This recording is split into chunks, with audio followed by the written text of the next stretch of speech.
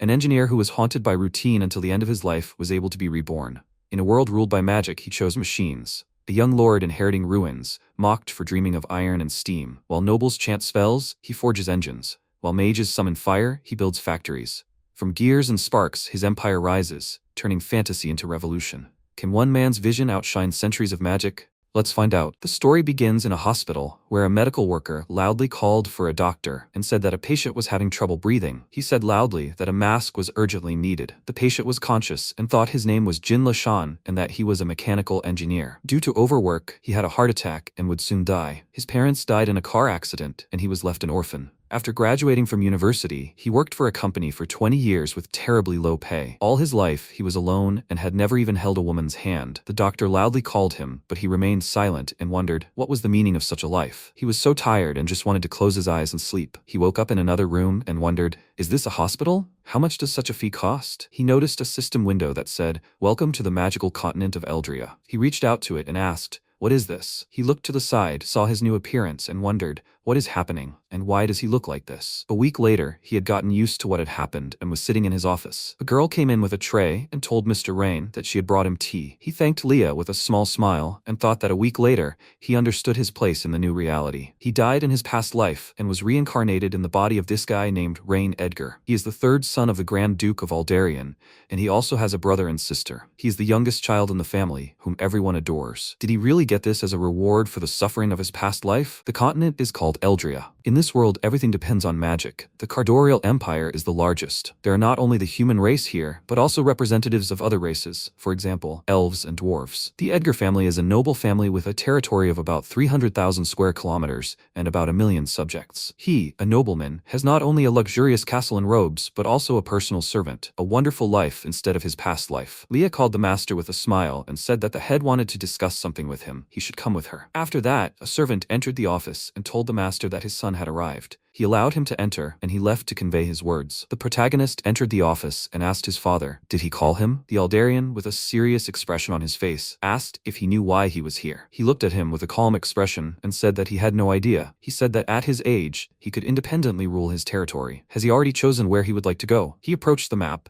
and said that in the future, his possessions would be in the northwest. Although it is relatively safe, due to the shortage of magicians, it is difficult to solve the food problem. Although their land is now under control, the future of the empire is not so rosy. He, with a serious expression on his face, thought that he was telling the truth. The royal family of the empire is in decline, but political corruption is flourishing. There are countless open and secret conflicts between the lords of the empires. After reincarnation, he became more indifferent to people, as he was before. He will never abandon them. The Aldarian looked at him and wondered if he was putting too much pressure on him. He called his name and said that he should remember that he always has them. MC, with a surprised expression, asked if the food problem is solved. Will security improve? He said that this problem cannot be solved simply like that. He thought that he still thinks like a child, who believes that problems can be solved with a snap. He thought that he relied not on passion, but on age-old wisdom. He told his father that he can leave it to him. He will solve this problem. After some time, he thought that Aisling is the westernmost part of the territory of the Grand Duke Aldarian, bordering the enemy lands of Duke Soren to the north. To the west, the borders are the territory of the elves, and to the south lies the endless ocean. Due to its location at the intersection of 3 borders, Aisling often finds itself at the epicenter of wars. This has led to the fact that once fertile lands become barren, and the population rapidly declining. He was riding in a carriage and thought that the prerequisite for the Industrial Revolution was the required number of labor. A way to increase the population must be found. He is surprised by the fact that he has acquired new abilities. The system notified that the owner should use scanning on people. 6 out of 10 completed. He thought that with this, he could find out the statistics of the required person. After testing the skill on his family, he got a rough idea of the people in this world. It seems that his primary task is to attract talented people to the territory. Leah remembered that his father had previously told her that she should keep an eye on him and not allow him to do anything unnecessary. She agreed and thought that she hoped that the young master would not get into trouble. Sometime later, in the mayor's mansion of the city of Essling, the mayor sat in front of the hooded man and said that he had heard that the Grand Duke's son would be arriving in the city today. They should make the first move, right? Rumor has it that not only the Grand Duke is attached to his son, but his brother and sister adore him. The man sat calmly in front of him and said that they should refrain from any action. They should wait for instructions. The mayor asked, however,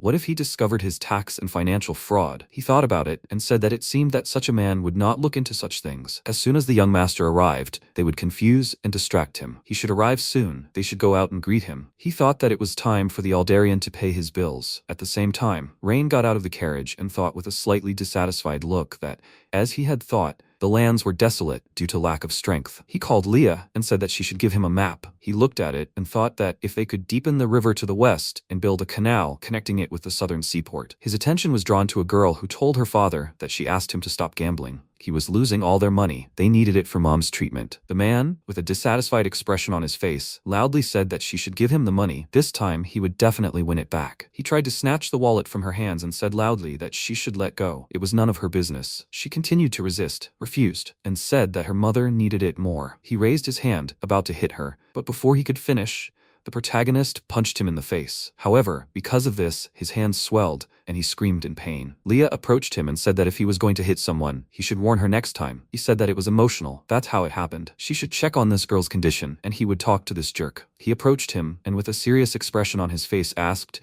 "Is he taking money from the family and wasting it? On top of that, he is also swinging at the daughter? Does he have no brains at all?" He looked at him with a displeased look and asked who he even was. He came closer and said that it wasn't that important. If he saw him going to the casino again, he would order his head to be cut off. He understood that, right? The man, looking frightened, started to run away from him, loudly asked him not to do it and said that he would not do it again. He turned around and with a calm expression on his face asked, "Is she okay?" He thought that he needed to check her status. The girl approached him and thanked him for his help. She wiped away her tears and said that if he took the money, she didn't know what she would do. MC saw the system window, which said that this was Lillian Eldre, leadership 45 points, strength and magic 25 points, loyalty 50 points, strategy 55 points, special attribute, agriculture and harvesting. He looked at it and thought that her stats weren't particularly outstanding, but she had the skill he needed. He asked if she was going to the city to find a doctor for her mother, right? She could get into their carriage and they could ride together. She was surprised by what he heard and said that, however, she was so dirty and would stain his carriage. He said with a calm expression that these were just materials put together, nothing special. Besides, how could there be a casino in a place where poverty reigns? He thought that last fall, the Grand Duke of Soren attacked the city. Many soldiers died. This spring, a severe flood occurred, destroying much of the land and crops. Life for the townspeople turned into hell. Everyone was struggling to make ends meet. They reached the city, walked down the street, and he thought he should conduct a census. First, he needed to go to the mayor's estate, Essling, to see how much money they could use for development. He turned around, called Lillian, and asked if she knew where the estate was. She was about to answer this question, but she didn't have time to finish because the guy was riding a horse and loudly said that they should get out of the way. He called the residents unbaptized dogs and said that they should move away from here. Leah pulled Rain away and loudly told the master that he should be careful. They managed to dodge,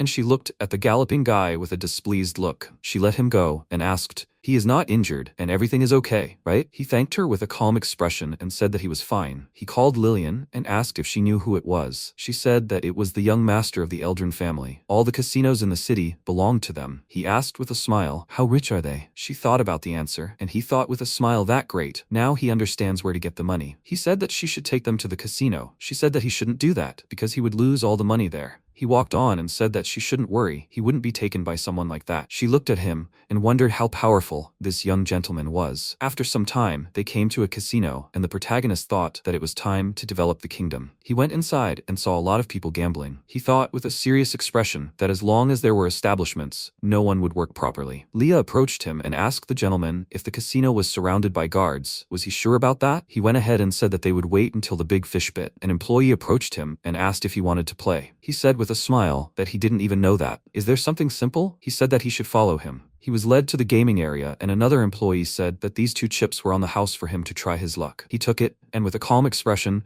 threw it on the place on the table, and the 2 employees looked at each other with smiles. He picked up a glass with 3 dice under it and said loudly that these were 4 sixes, a big one. The second employee said that it was a pity. He almost won. MC with a calm expression called it boring and asked, "Is that all? They should go." He was hungry. The employee stood in his way and said that they should wait. He could leave as soon as he paid the money he owed them. He looked at his hand and asked when he owed them. He said with a smirk that he had lent him these 2 chips and would have to pay back the money for it. He asked, "Isn't this a gift?" He called him sir and said that there was nothing free here. Each chip was worth 100 gold coins. But taking into account the service fee and interest, he owed him 250 coins. If he didn't take the money with him today, he should leave the maid as collateral. He was surprised that Lillian called him a liar and said that he should stop talking nonsense. He shouldn't believe him. Each token is worth 1 silver coin. He became very angry because of this and loudly asked how she even dared to interfere. They should deal with her. At that moment, he hit an employee very hard in the face, and he fell to the ground. He looked at him with a displeased look and asked what he just said. The players who were nearby immediately ran to collect the coins that fell from the table to the floor. He watched this from the side and thought how pathetic they were. The young lord of the Eldrin family came to them and loudly asked who dared to create chaos in his casino. Ryan looked at him and thought that now the bigger fish has bitten. He said with a serious expression that they should beat them so that they know their place. The employees began to carry out his order, and the people asked them to stop. He said loudly with a serious expression that they all had to behave appropriately, otherwise what happened would affect everyone. Lillian looked at what was happening with a frightened look and thought that it was all her fault. If she hadn't brought them here, nothing would have happened. She remembered that he hired a doctor to help her mother and thought that she should pay him back. She took a step forward and with a serious expression said that they had to stop. She would not allow them to deceive their superiors. The employees looked at her and thought, who the hell is this? She shouldn't have come out. Not a single person in the city who got into trouble with Vezerlo remained untouched. The casino owner turned to her with a displeased look and asked, is she talking to him? She said that his casino is a scam and just a fraud. They have ruined so many families. She will not allow them to mock her friends. They are good people. He waved his hand and with a displeased face wished her death. She closed her eyes and waited for that blow to reach her. She opened her eyes and saw the protagonist stop his hand. He used his ability and the system notified that it was Vezerlo Eldrin, 23 years old. Leadership 46 points, Strength 68 points, Loyalty 5 points, Magic 59 points, Intelligence 52 points, Special Attribute, Fury. He read this and thought that he should be careful with him. He looked at him with a serious expression and asked, he has something against him, right? He let go of his hand and said with a smirk that it was not so. He liked his methods. Only the strongest will survive in this world. However, he should know that winners are grinners. He asked with a smile. He dares to go against him? It seems he doesn't know who he's messing with, right? MC with a calm expression said that he doesn't need to. He clapped his hands and at that moment a crowd of guards entered the casino. He said that he had won because his word is law. After some time, many nobles gathered in the hall and said that he hoped that the Lord would like his daughter. He heard that he had been able to earn more money lately, all thanks to the city lord. Adrian thought, does he want to take the daughter away from the Duke? This is very naive. A girl approached him and said that she proposed a toast to him. He thanked her and thought that no one knew where Vezerlo had fled. If he was here, then they would be able to establish relations with the son of the Grand Duke, and this would give him some freedom of action. You should not trust this stupid lord. Rain entered the hall and a servant loudly announced that His Highness from the Edgar family had arrived. 2 men approached him and said that he was the head of the Raven family and brought him gifts. He was the head of the Roaster family and had brought his daughter to him. He said with a small smile that if everyone was gathered, they could begin. At that moment, several servants brought in a board with a diagram, and the people looked at it and wondered, what is this? Does it look like a diagram of a house? He pointed to the drawing and said that it was a drawing of a dam, drawn that afternoon. They would make sure that it would stand for a long time. They did not understand what it was and wondered, is it something for catching fish? He looked to the side and said that he would explain everything now. He called Leah and asked her to bring him a map. When the maps were hung on the board, he said that he had familiarized himself with the geographical location of the city. Every year, because of the river flowing north of the city, there is a severe flood. If they build a dam, they will stop the floods during the rainy seasons and will be able to irrigate crops during the drought. Adrian looked at this in surprise and thought that this was a really great idea. Then life in the city would improve significantly. It seems the Duke's son is no simpleton. One of them asked what this had to do with them. The protagonist said with a slight smile that he needed money. They said that, however, they were poor themselves. Adrian thought he was smart, but too naive. These vampires could only extort money, not give it to anyone. He calmly stood in front of him and said that he had a good way to make money. This afternoon, he raided a casino and got 50,000 gold coins. Does anyone know where else there is a casino in the city? They were surprised by what they heard and thought, did he say a raid on a casino? Does that mean he won't get his share this month? He invested money there, after all. However, all the casinos in the city are managed by Mr. Adrian. It seems the young gentleman has gotten himself into trouble. Adrian thought he was a stupid guy. If he stood aside and kept silent, he wouldn't touch him. However, it was he who started this war. He approached him and told the gentleman that his actions violated the laws of the nation. The rest of the people said that he couldn't violate this because it was wrong. The casino was a legal business. He had no right to raid it just because he wanted to. That wasn't right. Adrian looked at him and thought that this guy was too naive. He shouldn't have expected anything from him. He calmly said that they pretended to be poor when he asked them to invest in his project. However, now, this is how they were talking. He would give them one last chance. Either they had to surrender on their own, or he would take over. The man asked if the Duke found out about his deeds, he wouldn't let it go, right? People supported him, but MC smiled and said that it was wonderful that they were talking about laws. He turned to the knights with a serious expression and said that they should detain them all. Two tied men were brought into the hall and sat on the floor. Adrian was a little worried when he saw this and wondered where these two were from. They were always near Vezerlo, right? He had a hunch about this, and he asked Master Adrian if he recognized these people. He asked that he had never seen them before, but why was he asking? He said with a calm expression that nothing special, that they tried to kill him this afternoon. Earlier, they had spoken of a power that would allow them to block out the sky, and that someone had been covering them the whole time. Adrian began to worry about this, and he said that they should untie them so that they could see if the other guests recognized these faces. People became worried when they saw them and wondered, these are Veserlo's followers, right? The Lord said that they tried to kill him. Luck is clearly not on the Lord's side. The head of the Adrian family thought that if these two were allowed to speak out, the entire family would be destroyed. He grabbed a knife and loudly asked, how dare they attack the son of the Grand Duke? They must pay for this with their lives. He struck several strong and swift blows and killed these two people. He said that he asks to be forgiven. He succumbed to emotion and asks to punish him if he deems it necessary. Rain patted him on the shoulder and said that he has a very strong sense of justice. He is a true Adrian. Not everyone would act like this. He said that he was so kind to him. He only did what was right. He turned around with a grin and said that then they should bring the main culprit here. They would see if there were any other people present capable of showing such courage. They brought Vezerlo, who loudly insulted the knights, demanded to be untied, and said that his father was a great nobleman and did not ask them for this. He would kill them all. His father looked at him with a surprised expression and thought, so they captured him? His son, with a displeased look, insulted him and asked how he dared to kill his servants. He would free himself and kill him, but first he would torture him. He himself would beg for a quick death. He listened to this with a grin and asked, did he want not only to kill, but also to torture? He agreed with a self-confident smile and said that no one was his equal in this city. He could consider himself already dead. He would not survive. The protagonist, with a joyful look, said that he had never seen someone so brave. He called Lord Adrian and asked, doesn't he think so? He called his father, laughed and said that his days were numbered. He didn't even know who was standing in front of him. He didn't have time to finish because his father said loudly that he should shut his mouth and kneel before him. He was confused by this and was about to ask something, but he walked up to him and made him kneel. He turned around, called the Lord, and said that his son was still young and stupid, and he was asking to spare him. He was ready to agree to any conditions. Vezerlo, with a worried look, remembered how his father said that the Grand Duke's son would arrive tomorrow at dawn. They should be careful with him. He raised his head with a frightened look and asked, so he is the Grand Duke's son? He looked at him with a serious expression and asked where he thought he got so many guards from. He bowed, hitting his head on the floor, and said that he was asking him to have mercy. It was his fault. He made a mistake. Adrian, looking worried, told the Lord that he begged him to have mercy on behalf of his family. He looked at them with a calm expression and said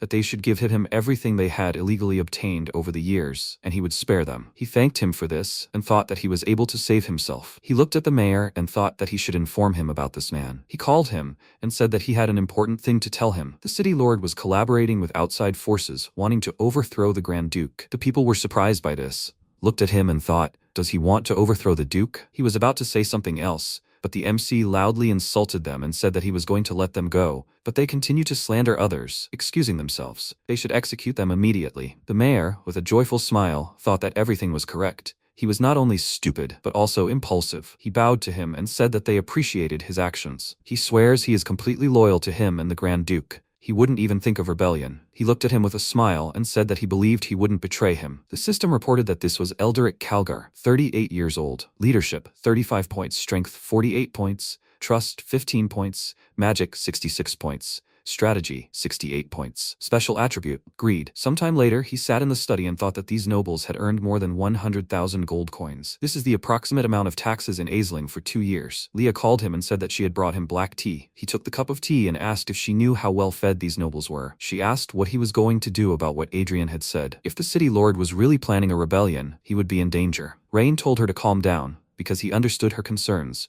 but there was no need to rush. He's absolutely certain that Elderic is plotting a rebellion, but he just can't show all his cards right now. She looked at him and asked why he thought that. He stretched and said it was because he hadn't found out who was working for him in Aisling. He was vulnerable as long as his enemies were in the shadows. If he acted rashly, chaos would ensue. It was better for him to think he was just a naive and ignorant rich guy until he hit rock bottom. After a while, the old man, with an indignant expression, said that couldn't be true. That was just nonsense. Elderic told Guildmaster Malcolm that he should calm down. The young master was young and in a hurry to prove his worth to the Grand Duke, He said he didn't have to take his side. Even the Grand Duke showed them, wizards, respect when he spoke to them. He was looking at the Essling Water Conservation Project and thought that he was just wondering how to bribe the Wizards Guild. He brought this on himself. Malcolm started to leave and said that this was such impudence. He would talk to him. He was surprised by this, called him, and said that he should wait. He thought with a sly grin that the young master had insulted the Magic Guild. From now on, he would be alone in Essling. Sometime later, the protagonist was sitting in his office, drawing a plan, and thought that he needed to go back to the time when he only made engineering drawings and nothing more. Leah came to him and said with a smile that the master of the Wizards Guild wanted to meet him. He did not recognize this man and wondered who he was. They met and Malcolm asked why he was insulting the Magic Guild like that. He asked with a puzzled look, what was he talking about? When did he insult the Wizards Guild? He showed a document that stated that the project does not accept proposals from individuals such as wizards, the physically disabled, or the elderly. He said with a displeased look that he should stop feigning ignorance. He sent an acceptance letter. He read it with a calm look and said that he was building a dam. How is this an insult to the Wizards Guild? He said loudly that his recruitment letter clearly stated that he does not accept proposals from wizards. Obviously, this was a provocation towards the Wizards Guild. He felt embarrassed by this and thought, is this world that bad? Do even wizards do hard physical work here? Malcolm called out to him loudly and said that if he could not give him a comprehensive explanation, every wizard from the guild would refuse to work for him. MC looked at him and thought that the system should show him his statistics. A system window appeared in front of him, showing that he was 57 years old. Leadership, 78 points. Strength, 48 points. Magic and loyalty, 82 points. Strategy, 68 points. His special attribute is chasing ranks and being straightforward. He read this and thought that his loyalty wasn't low. It seemed someone had irritated him. He called him by name and said there was a misunderstanding. He didn't mean to disrespect the Wizards Guild. There were 3 reasons why he wasn't hiring wizards this time. First, mana was limited every day, and they might not make the deadline. Second, hiring a wizard was too expensive. For the same price, he could hire a dozen strong workers. Third, many wizards lived in comfort as members of the guild, while the citizens had no cash reserves. As the ruler of this land, he must pay them compensation. Malcolm said with a smile that, with all due respect, magic is the rule in this world. Those without magical talent deserve to stand below wizards. Rain said calmly that he was right, but he didn't like it. Starting with Aisling, he was going to make everyone understand that citizens are no different from wizards. There are no superiors or inferiors. He said with a serious expression that he suggested he take his words back if he didn't want to make them his enemies. He asked him to watch his tone. Leah held a dagger to his throat, and he said that otherwise his maid would resort to insulting the nobility by slitting his throat. He became worried about this, called him, and asked what kind of nonsense this was. He said with a cold grin that he hadn't spoken nonsense. Such a law existed. If he doesn't believe him, he'll have to force her to kill him and they'll see what the court's decision will be. What does he think about this? He said with a frightened look that he asks to accept his apology and spare his life. The protagonist thought that even in such a situation, his loyalty to him has not fallen. He had no idea that he was being used. He's such a simpleton. He called her by name and said that she should let him go. The system notified that he had completed the beginner's quest. Use scanning abilities on people 10 times. A reward for completing the beginner's quest is available. A new quest is available. Obtain 5 heroes with high stats. New features are now available. He must remember to look at it. He looked at it and thought that he had finally completed the system quest. He needed to see what rewards he received for it. After that, Malcolm left the building, and Elderic asked the guild master how everything went. He said that not only had the master not listened to him,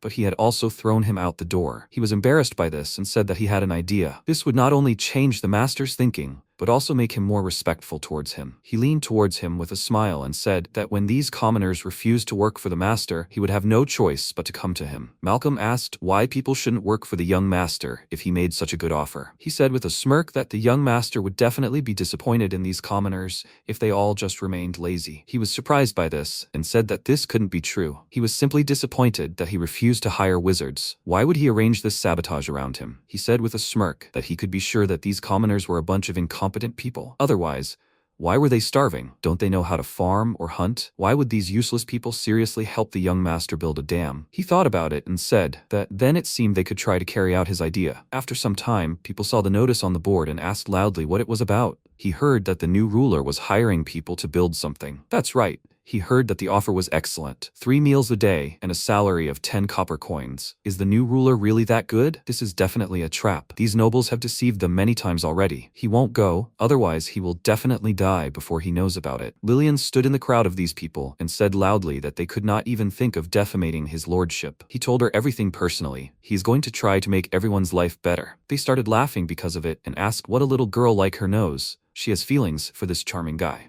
right? She greeted him with a serious expression and said that she and her father would be participating in the dam project. The employee accepting applicants said that her father would be accepted, but she was rejected. She was embarrassed by this and said that she was also strong enough. He said that she was not of the right age. The young master said that they do not hire anyone under 18. If they find her behind his back, and the master finds out about it, he will definitely punish them. He can participate in the construction of the dam. 8 hours a day, with 3 meals provided. A salary of 10 copper coins will be paid at the end of the day daily. If he has no questions, he should sign here and come to the construction site tomorrow. Lillian turned to her father with a serious expression and said that he must work hard and not get distracted at all. He patted her head and said that she need not worry. He will try. He will not disappoint the young master. He hugged her and said that she should stay at home and take care of her mother. She can't work in the field with her illness. The employee stood up and said that they should go back. He turned to him and asked what's the matter. He came closer and asked, he just said that his wife is sick, right? He agreed and said that she can't work at all. He asked with a small smile, did anyone ask her to work? The young gentleman stated that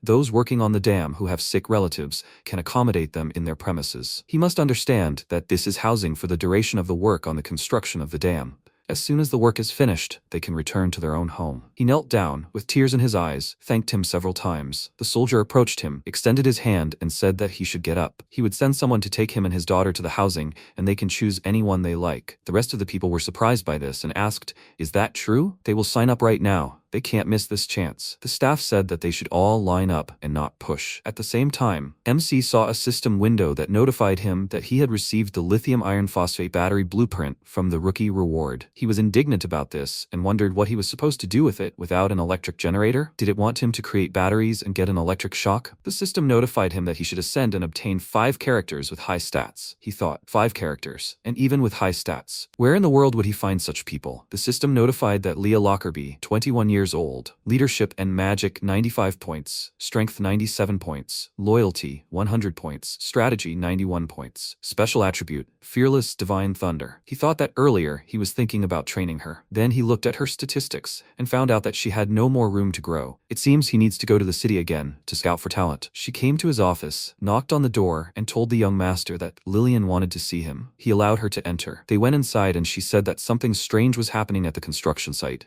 Everyone was refusing to work. After some time, she came to the construction site, called Dad, and asked why he was slacking off again. He called her by name and said that honestly, he was not slacking off. He felt tired from the moment he got out of bed. No one here has energy. She said with a displeased expression that his lordship had made such a good offer. Why are they still being lazy? The workers said that they were trying, but they felt like this since early morning. Maybe they had worked too long, and that's why they were now suffering from this instant exhaustion from work. They would definitely feel better if they rested for one day. Tomorrow is not going anywhere. She said with a displeased look that he should stop talking such nonsense, that they were all just lazy. Rain approached them and said that such a disease didn't exist. Lillian called him and said that they should listen to him. He should order them not to slack off and work harder. The system notified that her father was Rock Eldred, 39 years old, leadership and magic 35 points, strength 37 points, loyalty 90 points, strategy 31 points. Status? Anomaly curse. This caught his attention. He called Lillian and said that they weren't sick, but cursed. The protagonist used the study and thought that he was going to use it when the construction of the dam began. Looks like it needs to be tested now. The system said that with the study, the owner can analyze the characteristics of rocks, strata, formations, minerals, hydrology, and landforms in a certain area. He thought, the system,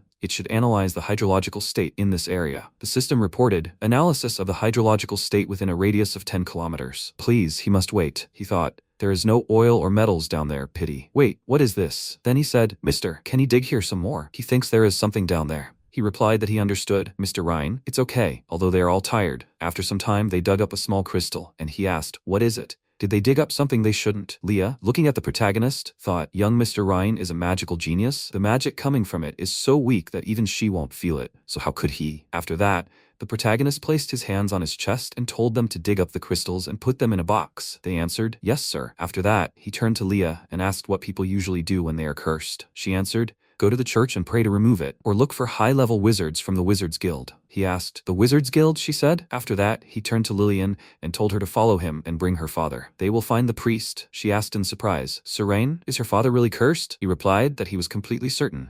Whoever did this will not get away with it. After some time, they approached the church servant. Ayuria, closing her eyes, smiled and said, "Welcome, Serene." The protagonist looked at her and thought that since he was asking her to cure someone, he should make sure of her loyalty. After that, he ordered the system to study this. A system window appeared in front of him and said, "Analyzing. Ayuria, visually 24 years old, approximately 257 elven years, leadership 80, strength 62, strategy 87, loyalty 95, magic 95, race, elf." He thought in surprise, "An elf? She's not even human?" Then Ayuria said, "She is Saint Ayuria from the church. How can she help him?" He pointed at Lillian's father and said that there was a suspicion that this gentleman was cursed. Can she do anything about it? He thought that she has high loyalty. First, he will take a closer look at her. In response, she said, "Please, they must let her study him first." The next second, she opened her eyes. A bright light burst out from there. Then she said, "He's right, Lord Rain, he really is cursed." He asked if she could lift the curse. She placed her hand on her chest, concentrated energy in her other hand, and sent a brightly glowing ball into the man's body. He joyfully shouted, "Lord Rain, he feels like a different person. Now he will get back to work. He will finish all the work he was supposed to do today, and even more." The protagonist looked at him and said, "There's no need to rush. They won't be too late if they sort this out first." "Saint Ayuria, they found this in the construction area. Does she know what it could be?" He held out the crystal to her. She took it in her hand and said, "This is a dark crystal, the most accessible crystal. There's a huge amount of magic inside it,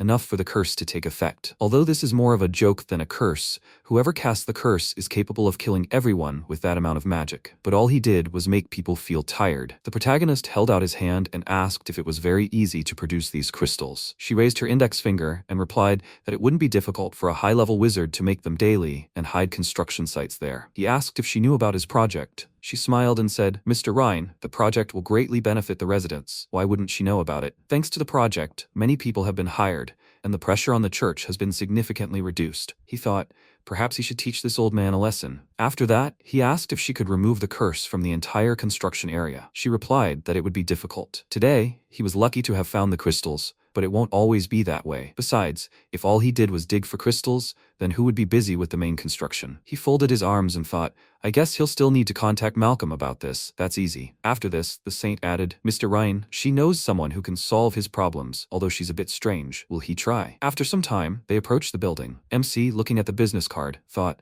so this is the house of Lady Selena, the former president of the Wizards Guild. He knocked on the door and thought, one way or another, he would persuade her to help him. The next second, Leah, grabbing his hand, shouted, "Mr. Ryan, be careful." At that moment, a powerful explosion occurred on the second floor of the building. The protagonist thought in surprise, an explosion? What's going on? What if? At that moment, Selena became indignant. Why didn't it work again? She won't put up with this. She won't stop until she does everything right, even if she has to raise the entire city of Aisling to the ground. After that, she declared that she refuses. Holding a book in her hands, she turned slightly and said that she was busy developing a new magical device. She doesn't have time for them. MC asked, "A magical device? A magic wand or something?" She magically brought the donut to her mouth and, taking a small bite, told him not to irritate her with his misunderstanding. Then Leah said, "Lady Selena, she must watch her tone when she speaks to young Master Ryan." She adjusted a strand of hair and, frowning, said, "Damn girl, she has great magic." She concentrated electrical energy around herself and added, "She must remain an assistant. Once she's done, she will help her little master." "How about her?" she replied.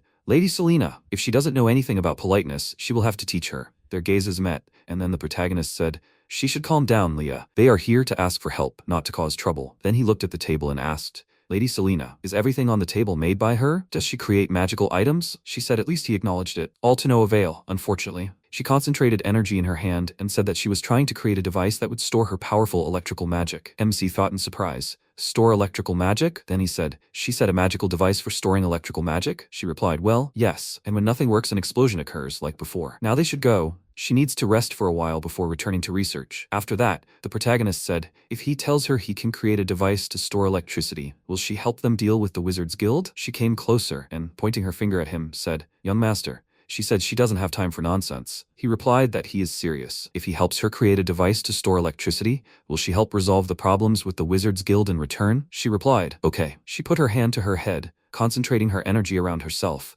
and said that if he created the magical device she needed, she would not only deal with that idiot Malcolm, but also force the Wizards Guild to obey him. But but if he failed, he would blame himself. Sometime later, they stood near the device. The protagonist, reading the diagram of the lithium iron phosphate battery, thought that he'd just recently been wondering where to find electricity. He thought that these wizards were replacing human electrical generators until hydraulic generators were built. Then he pointed to the device and said that it was built according to her instructions. She warned him, "These stones can't store magic. It will explode if she uses even weak magic." The protagonist extended a wire to her and told her to be sure. This battery has a capacity of about 185 watts per kilogram. She should show how much she can create, while she must release the electricity. He'll see if she's as powerful as she claims. After that, she took the wire in her hand and began releasing her electrical energy. The energy began to flow through the wire directly into the device. Selena exclaimed in surprise, "No way, it didn't explode?" The protagonist smiled and asked, "Is that all, Lady Selena? That's not even half of what the battery can store." She screamed indignantly, "You brat." She'll wipe that smile off his face. He knows nothing about magic. After a while, she collapsed exhausted to the ground, holding the wire in her hand. She thought, could this thing really store her magic? Then MC crouched down next to the battery and looked at the system window, thinking,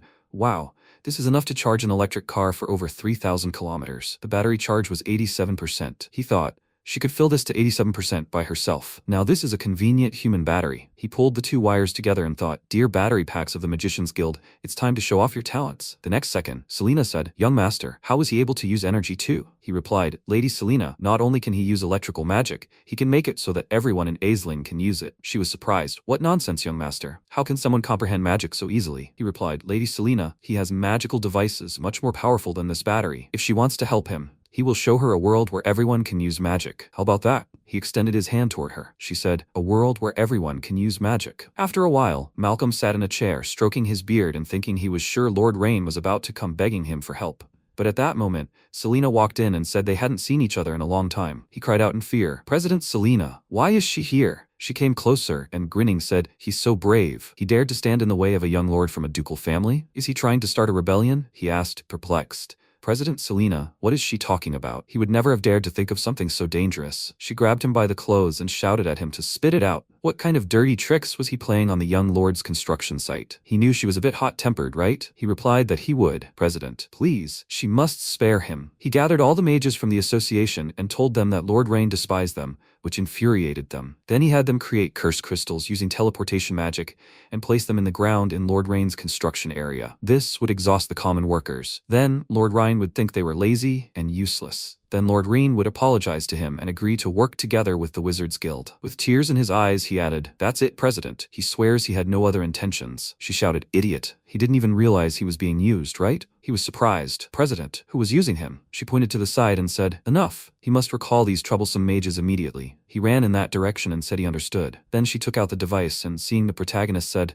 "Young master, she sorted out the problem with the Wizards Guild." He thanked her, and then she asked if he wanted her to deal with Eldrin. She could make him disappear without a trace. He replied, "No need. He's no threat. In fact, he needed him to lure out the bigger fish." She replied, "Okay, then she's leaving, since she's already taken care of everything. By the way, when can they start working on that new project he mentioned? He should definitely call her when he starts." He replied that he understood. "First, she needs to have the wizards from the guild fill those batteries." She replied, "Okay." Meanwhile, Elderic approached Eldrin and said, "Sir, it seems the boy has taken control of the Wizards Guild. What should they do now?" He sat in his chair, folded his arms and legs, and told him to take his time. Aside from that old hag Selena, they didn't need to worry about the Wizards Guild in the town of Aisling. He should forget about those petty wizards. He should worry about that mysterious dam project. If it works as the new lord plans, it will revitalize the people of Aisling. They can't let that happen. In response, he clenched his fist and said that he needn't worry about the dam, sir. He had already set a trap for the young lord. He had already secretly pressured the nobles responsible for the grain supply to raise prices according to his wishes. Eldrin asked if he was sure these nobles would be on his side. He, holding up a coin in his hand, replied that the young lord had forced them to fork out their money at the banquet,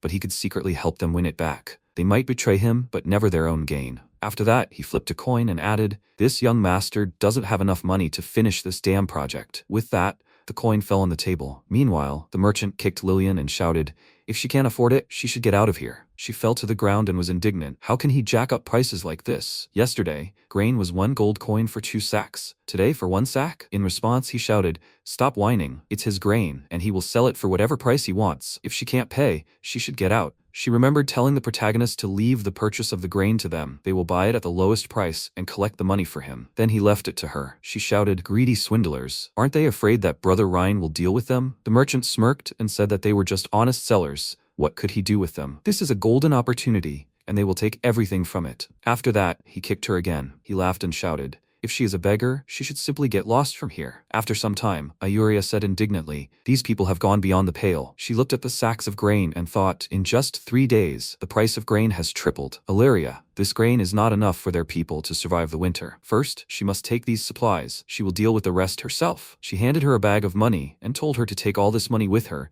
and make sure she pays the usual price. She asked in surprise, "This is too much money, isn't it? Usually, bribing these guards wouldn't cost even a third of this." She put her hand to her head and told her to do as she said. She replied that she understood. After that, she wanted to put the bag in her bag, but it was abruptly snatched from her hand. Leah was standing nearby. Ayuria asked in surprise, "A servant?" The protagonist came closer and asked, "A saint." He was holding a bag of money and asked if she was interested in a deal. She wondered what deal young Master Rain was talking about. He scratched his neck and said, "No need to talk so tensely about business, Miss Elf." She wondered what nonsense he was talking about. Young Master Rhine, this was the human capital. There couldn't be any elves here. He told her not to defend herself. He knew they were elves and held no animosity towards them. With these words, he threw the bag of money into the elf's hands, and she asked what deal the young master wanted to make with them. He answered, "Food supplies." She said, "Young Master Rain, he must forgive her bluntness, but it might be beyond his capabilities." He asked thoughtfully, "Why is she saying that?" Food in Esling is controlled by the 4 main noble families. These 4 families have firmly established themselves in the city for over a century, and they tightly control grain prices in the city. At the banquet a few days ago, he frightened some people with his iron tactics, but in the city, that's just a small thing. He folded his arms and asked, "Does she know Esling that well?" She replied that she had lived here for 120 years, so yes, she knew it very well. If the young master hadn't stood up to the Eldrin family at the banquet, there might still be a meeting room somewhere. But now she's afraid. Due to the war and natural disasters, food is very scarce this year. If grain prices were more stable, her people might survive the winter. But now, the protagonist said, "Miss Elf, he promises that in 2 weeks, grain prices in the city will be even lower than they were before the takeoff." After a while, Augustus Klein,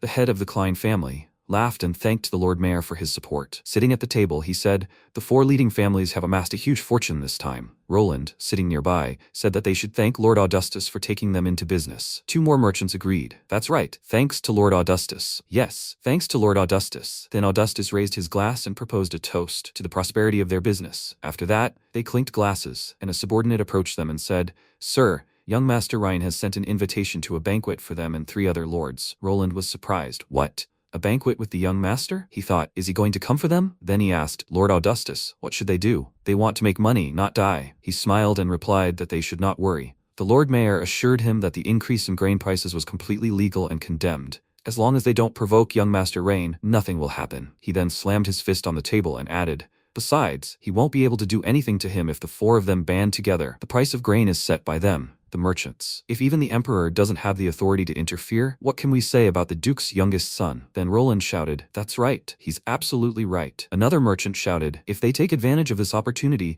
their families won't face poverty for hundreds of years." Then Augustus rose to his feet and said, "Today they're selling grain for 2 gold coins a sack. If young Master Rain pushes too hard, they'll lower the price to 5 copper coins to appease him. If anyone dares to quit, he won't let it go. He can be sure they'll be with him to the end." "They'll work with him, my lord," he replied. "Very well. Now they need to change into something more appropriate and go to young Master Rhine's banquet." Roland wondered, "Change?" After a while, Leah placed her hand on the protagonist's shoulder and said, "Young Master." A subordinate approached them and said, "Young Master Rain, Lord Augustus has arrived with the others." The protagonist smiled and told him to invite them in and tell the kitchen to serve food. He replied that he understood. After this, the merchants entered the room. Augustus placed his hand on his chest and said that they welcomed him. "Young Master Rain." The protagonist, looking at them, thought, "Are they trying to act poor right in front of him? They have a lot to learn." Then he said, "Are they the nobles who control the grain reserves in Esling? So why do they look so disheveled?" He replied, "They recently heard about his project, which is very beneficial to the people. They would like to participate too." Roland added, "Under Lord Augustus's leadership,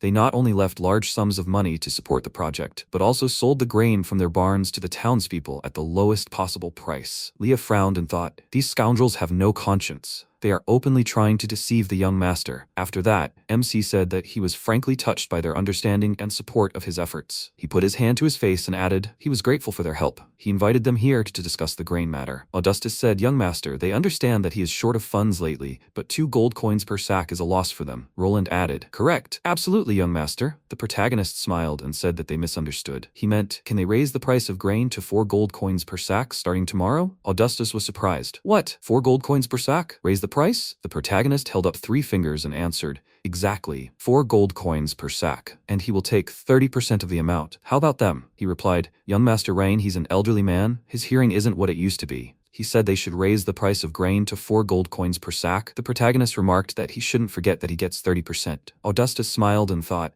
Initially he thought young Master Rain was an inexperienced child, but it seems he has as much commercial cunning as the rest of them. Since young Master is so understanding, this road will be smooth sailing for them. If he'd known young Master was so businesslike, he would have visited him much sooner. But without official orders, they can't raise the price. Otherwise, if a rebellion breaks out, they'll be the ones to suffer. After that, he thanked him for understanding them, lowly servants. When did he plan to issue the decree? The protagonist took the document from Leah's hands and said that it had already been drawn up, the family seal had been affixed, and they would take it out after dinner. But they must let him make it clear. If anyone dares to disobey him from tomorrow, the fate of the Eldrin family will serve as a warning. Do they agree? Roland said that he could rest assured they would repay him for his kindness. After a while, Roland asked, Mr. Augustus, inform the Lord Mayor about this? Increasing the price of grain instead of decreasing is quite unusual. After that, Augustus smashed his glass on the floor and shouted, Fool, have they lost their minds? The more people know about a good thing, the less money they make from it. This little bastard doesn't have much power. He thinks he's using the 4 of them to draw them into his lucrative plan. They must let it be said. The plan to increase the price of grain remains between the 4 of them.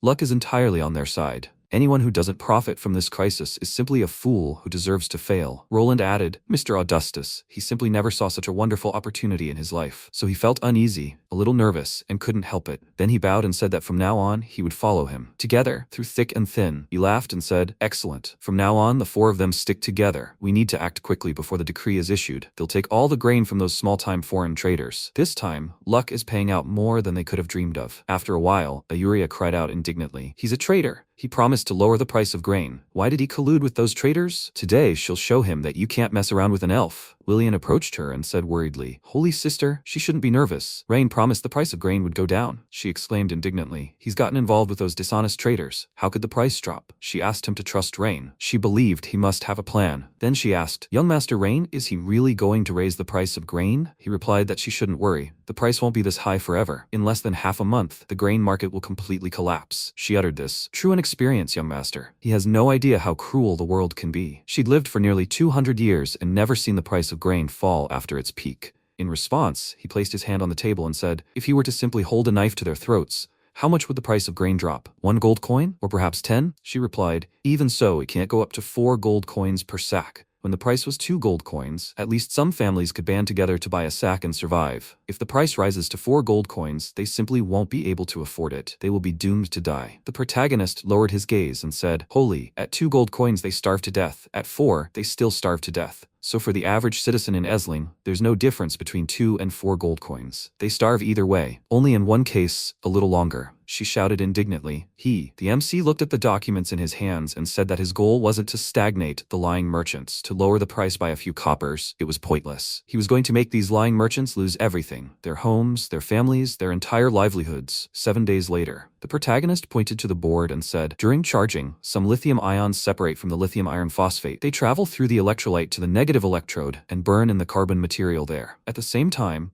electrons are separated from the positive electrode and pass through the external circuit to the negative electrode, maintaining chemical balance. During the exchange, lithium ions leave the negative electrode, pass through the electrolyte, and reach the positive electrode. At the same time, electrons are separated from the negative electrode and reach the positive electrode through an external circuit, releasing energy. Selena looked at him and said, So that's how it works. Such a complicated magical system. Then he declared, Lesson is over for today. Leah approached them, holding a teapot, and said, Young Master Rain, Ayuria is here again. He asked if she had nothing better to do. Selena said it was because he raised the price of grain. The price of grain in the city had skyrocketed to almost 7 gold pieces per sack. Before he could respond, Ayuria ran up to them and shouted indignantly, Young Master Rain, he said he'd lower the price of grain. Right now, even the lesser nobles in the city can't afford grain, let alone the common people. Does he know how much a sack of grain costs? The protagonist, taking a cup of tea in his hand, asked, Leah, how many days have it been since they started raising the price? She replied, It's been 7 days, young Master Rain. He said, In that case, it's time to send the lying merchants on their way. She was indignant. Young Master Rain, he must stop uttering these cryptic phrases. Please, he must explain everything to her right now. Otherwise, her elf clan will sever all ties with him. He replied. The reason he didn't tell her anything was to make sure she wouldn't reveal all this to the nobles. Now, she must finally let him tell her the truth. He placed the cup on the table and said, the news about the price of grain going up to 4 gold coins a sack. What do you think is most lacking in Aisling right now? She replied that they had no shortages. He said, merchants selling grain. She looked at him in surprise. She wondered, surprised, really? MC smiled and asked, did she finally understand? That's right, there's no shortage of food in the city, and the merchants are selling it. Greed is the easiest human quality to control. No one can give up their desires. The price of grain in the city rose to 4 gold coins per sack. This news reached the merchants from nearby cities, who immediately rushed to collect the grain and bring it to Aisling. Out-of-town merchants had brought a huge amount of grain. It will definitely be bought at the highest price by these 4 fools, which will make the merchants' appetites grow. Now Aisling can be called the city with the largest amount of grain in the entire empire. All the merchants lose their minds when they see a 10,000% profit. They only have 2 words on their minds: get rich. He smiled and said that today, 4 noble families in Aisling will no longer exist. He handed the leaflets to Leah and told her to post this news all over the city. She should tell them that the holy maiden Ayuria is selling the church's grain reserves because she is unhappy with the methods of Lord Rain. The price is 1 gold coin per sack. Everyone must know about this. She agreed. Then Ayuria put her hand to her chest and told him to wait, Lord Rain. Why was he giving her such a good reputation? He replied, because he has no grain. How will he sell it? She replied in surprise. She doesn't have much grain either. He doesn't want her to sell all the grain her people will need for the winter, does he? Lord Rain, she tells him, definitely not. Her elven tribe needs this grain to survive the winter. Then Selena, covering her mouth with her hand, smiled and said, Ayuria, she is truly naive. If she were in her place, she would listen to the young ruler and sell the grain immediately. Every second of delay means losing money. She placed her hands on her waist and said, they, the elves, are not interested in money. They only need grain. The protagonist said, Holy Virgin, she must do as he said, and the grain will only increase. She must believe him. Then he turned and said, Lady Selena, he is counting on her and the Mages Guild to seal the city. She replied that he need not worry. They will not allow a single rat to escape the city. Then he held out his hand and said, excellent. Now it's time to make those greedy merchants pay up. After a while, the protagonist looked at the leaflet and asked, is something wrong? Leah replied, Lord Rain, she's afraid something won't go according to plan. What if these merchants hold out for a few days and all the Ayuria grain is sold? He replied, Leah, there are 2 kinds of schemes. The first is a secret plot. The second is an open plan. She can circumvent a secret plot, but she can't escape when the plans are open. These out-of-town merchants are blinded by greed and risk everything for it. They will fight to become rich instantly. Now that they know the price has dropped, they will panic and sell because delay means death. After a while, a subordinate ran up to Augustus and shouted, Lord Augustus, something terrible has happened. The church has announced that they will sell spare grain to help the people for only 1 gold piece per sack. Lord Augustus, what should they do? Roland said, things are bad. They've forgotten about the church. Another merchant added, what should they do? They bought their grain for 2 gold pieces per sack. His partner added, they mustn't panic. How much grain can one church have? Will it be enough for the city for several days? Then Augustus said, they must send people to the church and buy as much as they can. He answered, yes. After a while, a huge line formed outside the church. The residents shouting, he wants 5 sacks of grain. He also wants 5. And he wants 10. Ayuria stood in front of them, putting her hand to her chest and told them not to push. There's enough grain for everyone. The Pope sent 10,000 sacks of grain because he knows the people are suffering. A man shouted, you need to buy it quickly. It'll run out soon. A guy next to him shouted, that's right. At that moment, Ayuria asked them not to push. They must get in line. The others shouted, she must sell it quickly. The next second, a soldier approached them and said,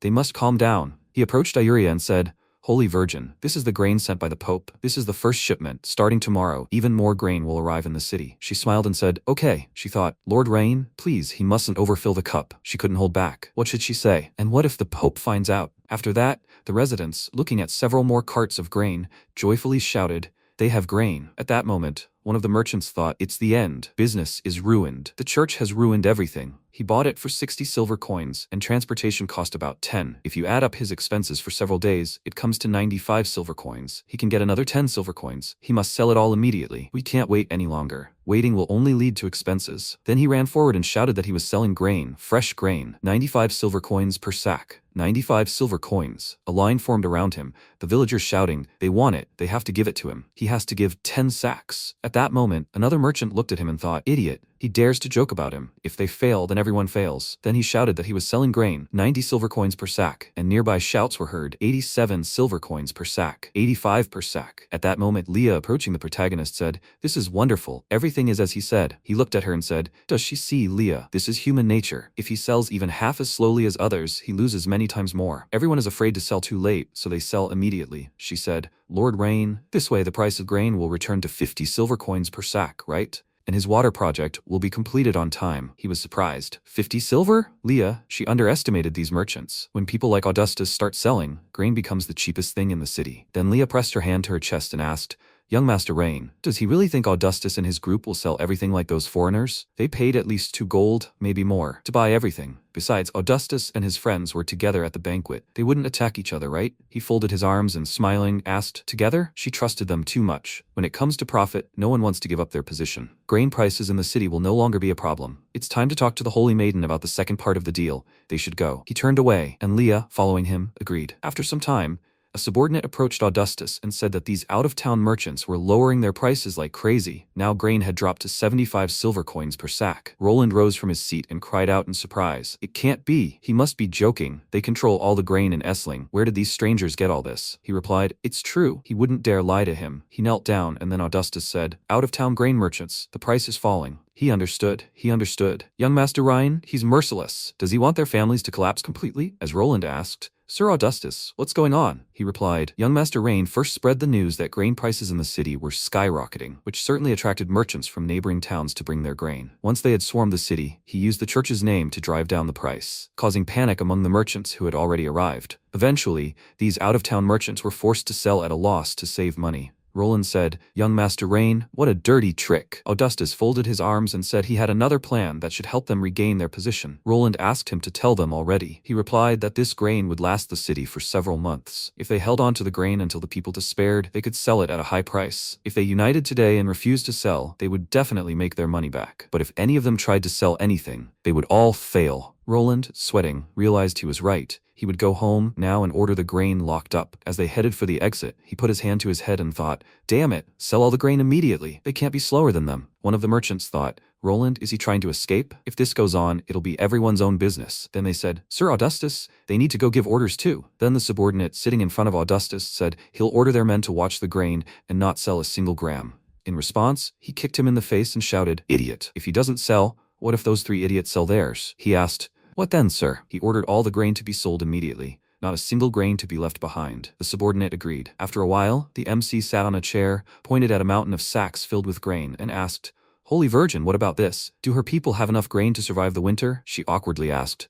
Why does it seem like the more grain they sell, the more they get? He said.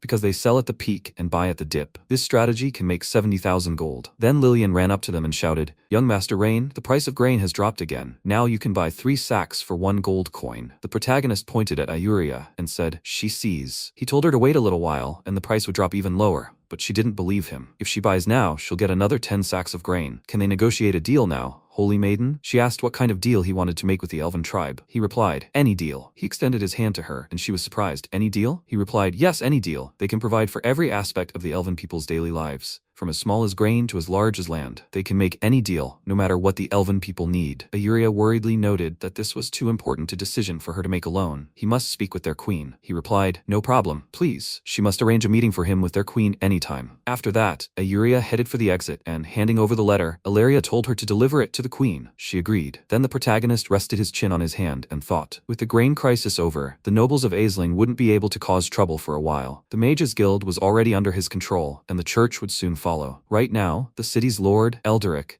had the army and the taxes in his hands. If they could take control of the army, no matter what Elderic did, he wouldn't be able to escape his grip. They needed to find a way to subjugate the army, the best way. Then Leah came up behind him and called out to him. He looked surprised, Leah. She placed her hands on his head and said, Young Lord Rain, he needs more rest. He should let her help him relax. He replied that he wasn't that tired. He was just... At that moment, Trist ran up to them and shouted, these damn soldiers, using their power and hiding behind the Grand Duke's name. Why can't they ask the gods to strike them with lightning? Ayuria, standing before him, replied, well, the gods are merciful. He shouted that he could accept the losses in Essling, but to be robbed by these soldiers on his way home? How was he supposed to conduct business?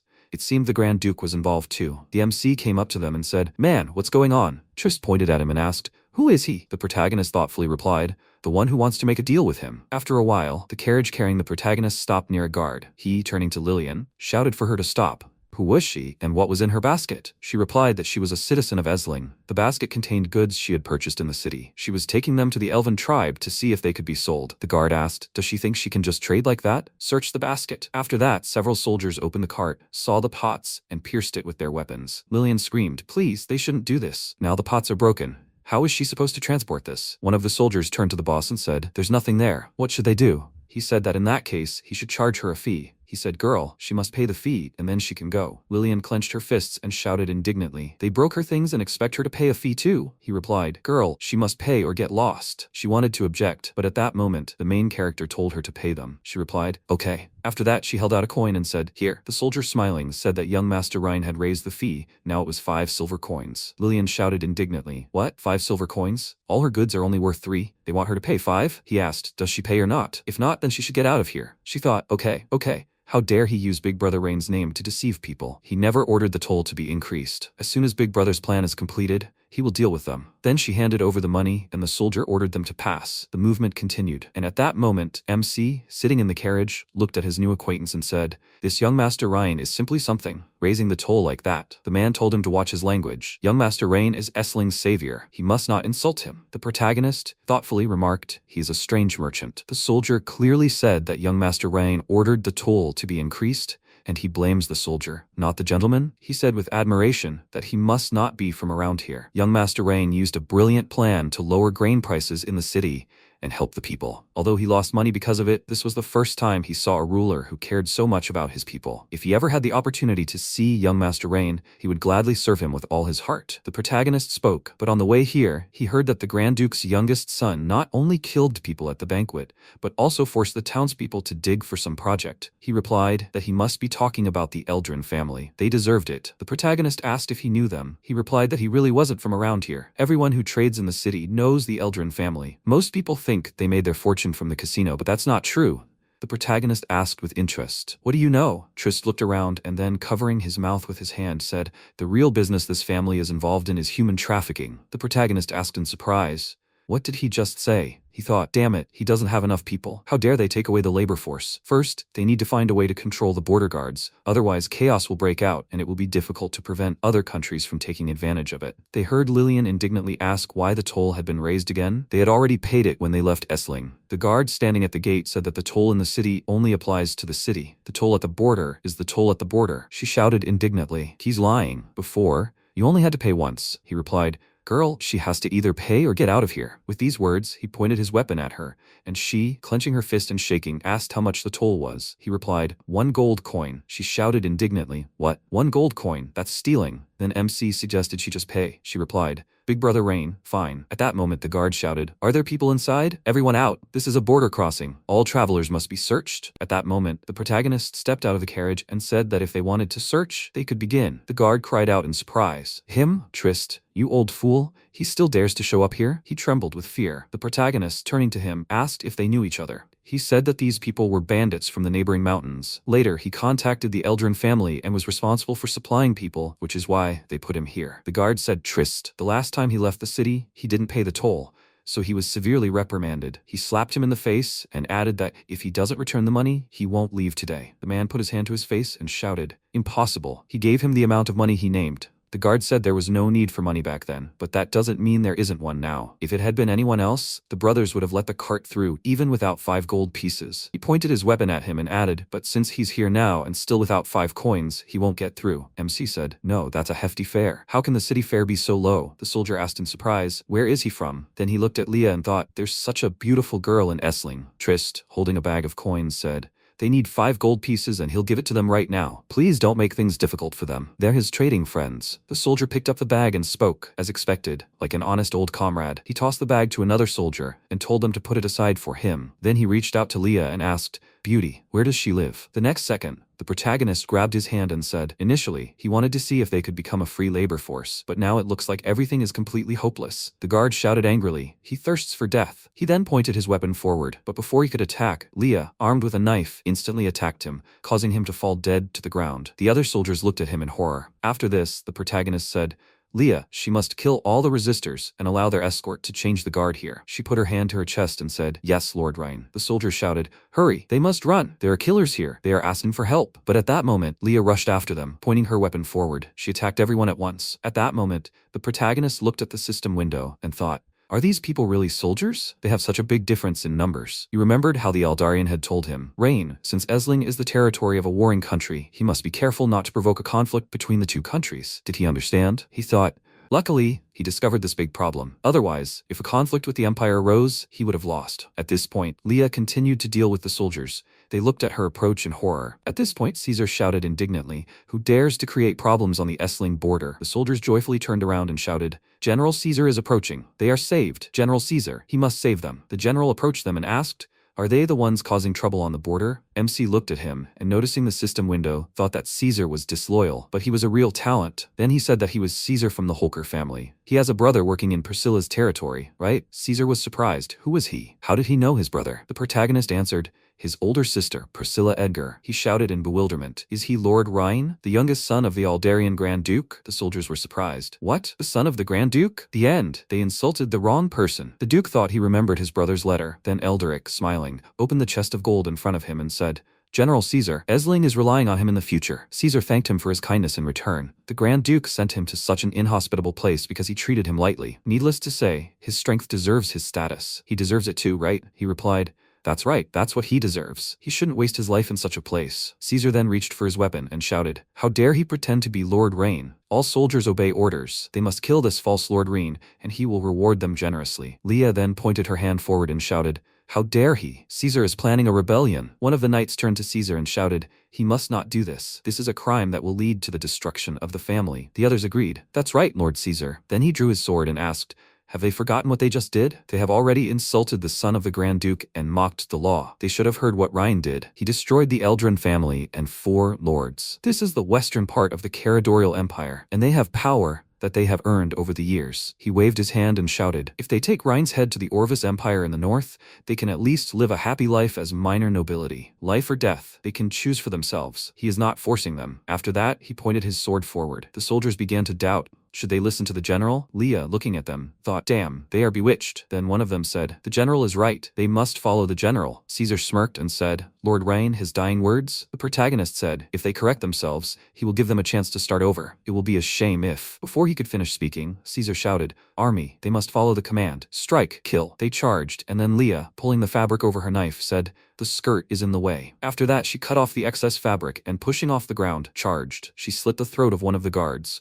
Then she saw a weapon approaching her and flipping in the air, flew to the side. Then she spun the knife in her hands and attacked the next soldier. At that moment, one of the soldiers ran at the protagonist, weapon pointed forward, shouting, he must die. Leah, without thinking, threw the weapon, throwing the soldiers aside. The protagonist said, Caesar, this is his last chance. He must not hide. In response, he only shouted, kill them all. Anyone who kills him will receive a reward of 1,000 gold coins. Kill. The soldiers ran forward and shouted, the gold will be his. One of them, swinging his weapon, approached Leah from behind, but she kicked him in the chin, then followed up with a knee strike, scattering the soldiers attacking her in all directions. At that moment, Caesar, turning to a mage standing nearby, said, mages, they must obey orders. They must take down this fool for him. The mage replied, yes, Lord Caesar. He concentrated energy in his hands and fired an ice arrow. It flew straight at Leah. She swung her leg and shattered the ice arrows, and then thought, damn, her legs were covered in ice, and she thought she couldn't move. Caesar shouted, troops, they must obey orders. This fool can't move anymore. They must kill Rain immediately. The others rushed to the attack and shouted, kill. The next second,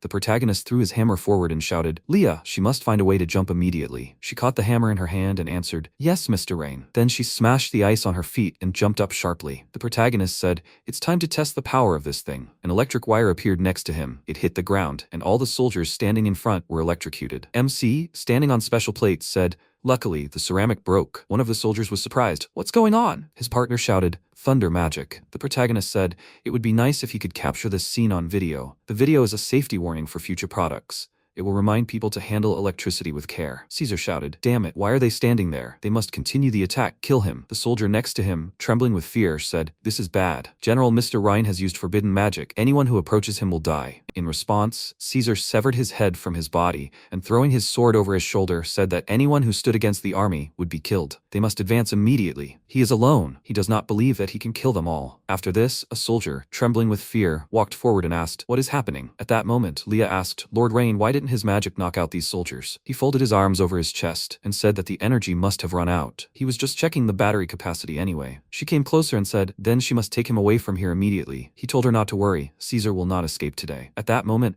Caesar pointed his hand forward and shouted, "They must chase them immediately. It looks like Rain's magic is finished. We must kill him." The next second, a powerful electric shock fell to the ground. Caesar, perplexed, looked up and asked, "How is this possible? Why is the magic guild here?" Selena was in the sky, concentrating energy around herself. She said, "Caesar, boy, he's quite insolent. Is she on time, young master?" MC turned around and said, "On time." The battery had just run out. She flew closer and was surprised. "He used the battery? And what was the effect?" He replied that he would tell her after Caesar and the others were arrested.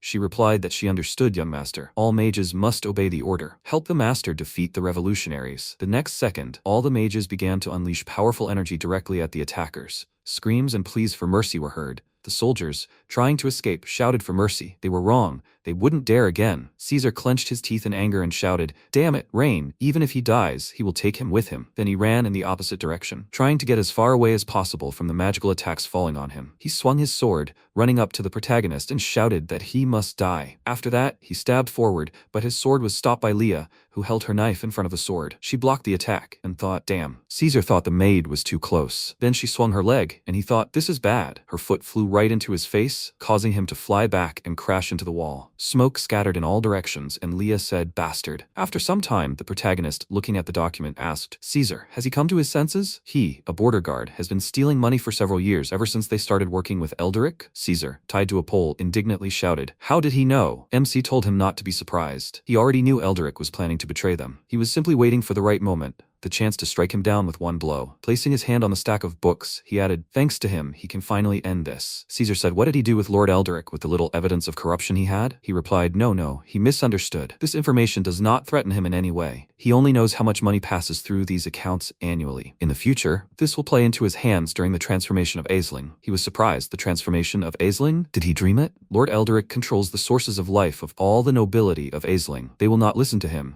The protagonist said, "Caesar, he must let him say something. Living people are called nobility, dead people are called corpses." Then he rose from his seat and Caesar shouted, "Does he want to make a bloodbath of the nobility in Aisling?" The protagonist came closer and said that the nobility have two choices. The first is to follow the same path as him, to death, and the second is to obediently listen to him and obey him in the future. Which one do you think they will choose? According to the time calculations, it would be autumn. Grand Duke Soren would definitely send troops this year. After some time, MC thought that he needed to quickly repair all the cities, otherwise it wouldn't be able to stop the enemy during the war. In the Western Elven territory, which belonged to the Holy Mists and others, there would be no war as long as the negotiations were successful. He unfolded the map and thought that there was no need to worry about the Second Sister's territory in the east. The most dangerous was Grand Duke Soren in the north. At that moment, Leah approached him and said, "Lord Rain, the money extorted from all the border posts was estimated at around 3,500 gold. The protagonist suggested transferring the guards to ensure protection first. Each should be given 100 gold coins, and the rest should be taken back to Aisling." Leah agreed, and then the protagonist waved and said, "Miss Selena." He approached and thanked her and the Magic Guild for their hard work. She smiled sweetly and said that it was not difficult at all. She held out the electric wire and asked, "But could the young master explain the principles of battery discharge in detail? Why would someone without magical ability use it?"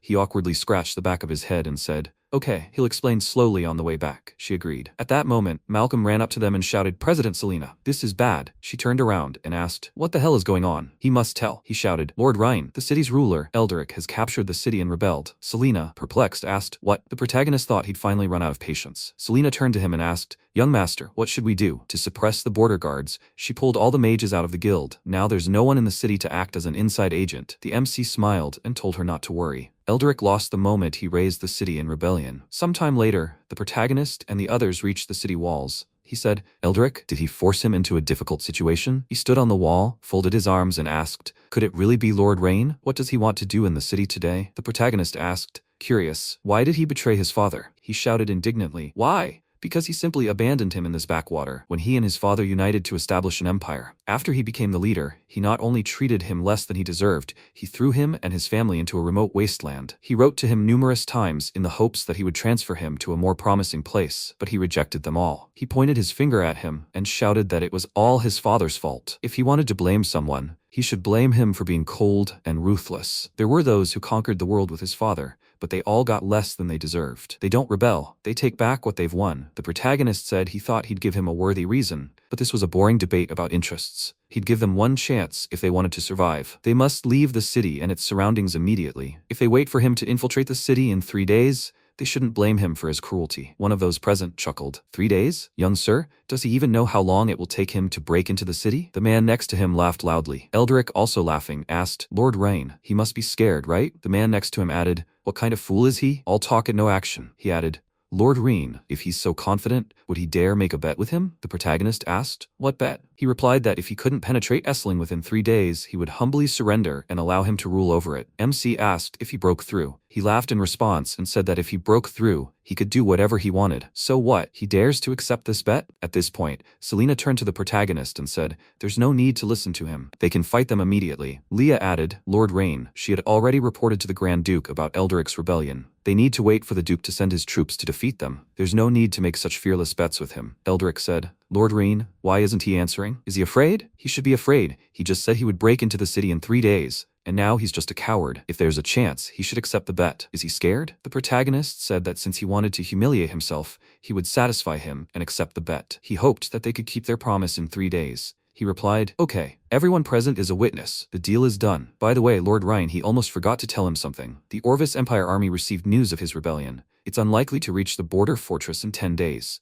Lord Reen cannot be captured by enemies. After some time, MC and his team took a place in the tent. Selena said, young sir, although the walls of Esling seem half destroyed, it will be difficult for them to break through with their strength alone. A warrior standing nearby added, Lord Rain, he must allow him to be taken south. When the Grand Duke's army arrives, they will attack Esling. The protagonist told them not to worry. These walls will fall in 3 days. Now he is worried about the army of the Orvis Empire. Leah, has she collected enough firewood and bales of hay? She replied, Lord Rain, everything is ready, and at his request they found a lake nearby. He said, Selena, she must do as he says. She must have the mages use ice magic on the lake. This is necessary to lower the temperature of the water in the lake, preferably to about 0 degrees Celsius. Selena asked, her lord, will this really help break through the wall? He told her not to worry. The wall would only stand for 3 days. After some time, he mounted his horse, and together with the warriors, they charged forward. He shouted, attack! The warriors, holding bales of hay, ran forward, protecting themselves with their shields from the arrows flying at them. Eldrick, watching what was happening from the wall, thought in surprise,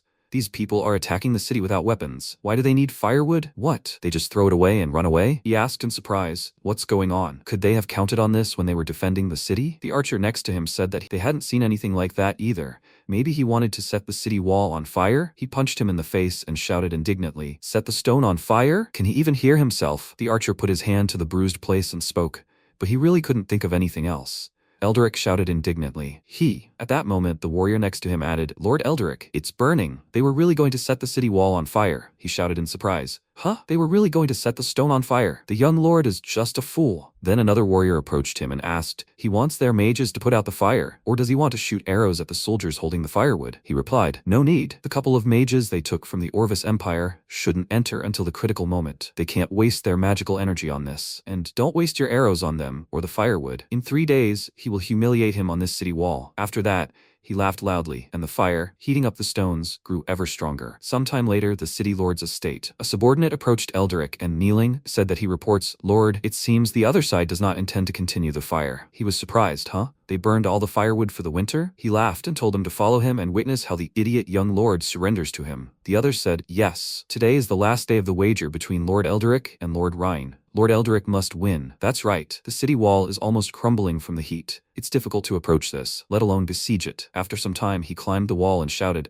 Lord Rain, is he going to put out the fire and come and surrender? The protagonist, seated on horseback, replied, Eldrick and the best of the nobility, he's giving them one last chance. They must surrender now or die later. Eldrick asked, Lord Rain, is there something wrong with his head? What makes him think they'll surrender? Has he forgotten the bet they made 3 days ago? Is today the last day? If Aisling isn't destroyed by sunset today, they must humbly surrender. Or does he want to abandon his duty to both armies? The man standing behind him laughed loudly and remarked, That's right, he should think about how to break into the city. The man next to him added, he won't back down from his duty, right? Then MC put his hand to his head and told them not to blame him in that case. He said, Selena, come on. The next second, she concentrated energy in her hand and said, understood, young lord. At that moment, Eldrick pointed his finger at her and shouted, mages, quickly on guard. She continued to concentrate energy, and the next second, she directed it downwards. The mages immediately created a barrier, defending themselves from the attack, and they shouted, magic barrier, but her attack was aimed at the bottom of the wall. The mage asked in surprise, huh? Eldrick laughed loudly and shouted that it made him laugh. She can shoot crookedly. He didn't think Selena from the Mage Guild was capable of anything more. Then he looked ahead in surprise and asked, is it raining? Then the protagonist shouted, all units obey the command.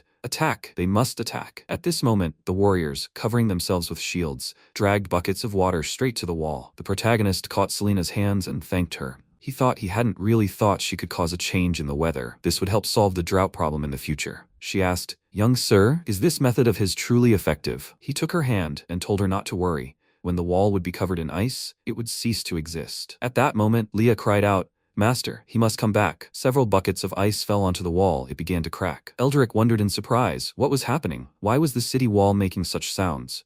Only very powerful mages could do something like that. The men next to him shouted in surprise. What was happening? What was that sound? He shouted. What? It's impossible. The man next to him shouted. It looks like the city wall is collapsing. The next second, they all fell down. The wall shattered into small pieces. He shouted loudly. No. After that, the protagonist pointed his finger forward and shouted, the wall has been destroyed. All units attack. They are to arrest those who surrender and do not resist, and immediately kill those who persist. Attack. Selena, watching what was happening, thought, did the wall really fall? She was afraid that even with her full strength, it would be difficult for her to inflict such damage. How did the young master do this? Then the protagonist approached her and said, okay, Miss Selena, they should go home. After a while, Eldrick emerged from the rubble and put his hand to his chest. He didn't think he'd be so capable. He'd underestimated him. He needed to run quickly. If he could hold out until the Orvis Empire army arrived, he'd survive. Then he looked at his comrades in surprise and said, what are they? One of the men asked, where do you think he's going? The man in front of him added, Lord Eldrick, they don't want to die, so they can only blame him. The man next to him asked, is he trying to escape? After a while, the villagers gathered in the street shouted, Lord Rhine is excellent. Exactly. You destroyed such a strong city wall in just 3 days. Besides, aside from a couple of idiots who sprained their legs, there were no casualties at all. Selena, flying up to the protagonist riding in front, said, young master, she's begging him. Please, he must tell her how he did it. She's begging him so much. He thought it seemed that if he didn't explain, she wouldn't enter the city. Then he looked at her and said, it's all based on the physical principle of expansion and contraction depending on temperature. She wondered, what kind of principle is this expansion and contraction? Expansion and contraction in physics refers to the expansion of an object when heated, and its contraction when cooled. The principle is based on the law of motion of the particles, atoms, or molecules that make up an object when subject to temperature changes. When the temperature rises, the range of vibration of the particles increases, causing the object to expand. When the temperature drops, the range decreases, causing the object to contract. He'd tell her the rest after he dealt with that idiot Eldrick. After a while, they approached a collapsed wall. A man crawled out from behind the rubble and said, Master Rhine, he must save him. But the protagonist asked, is he trying to trick him?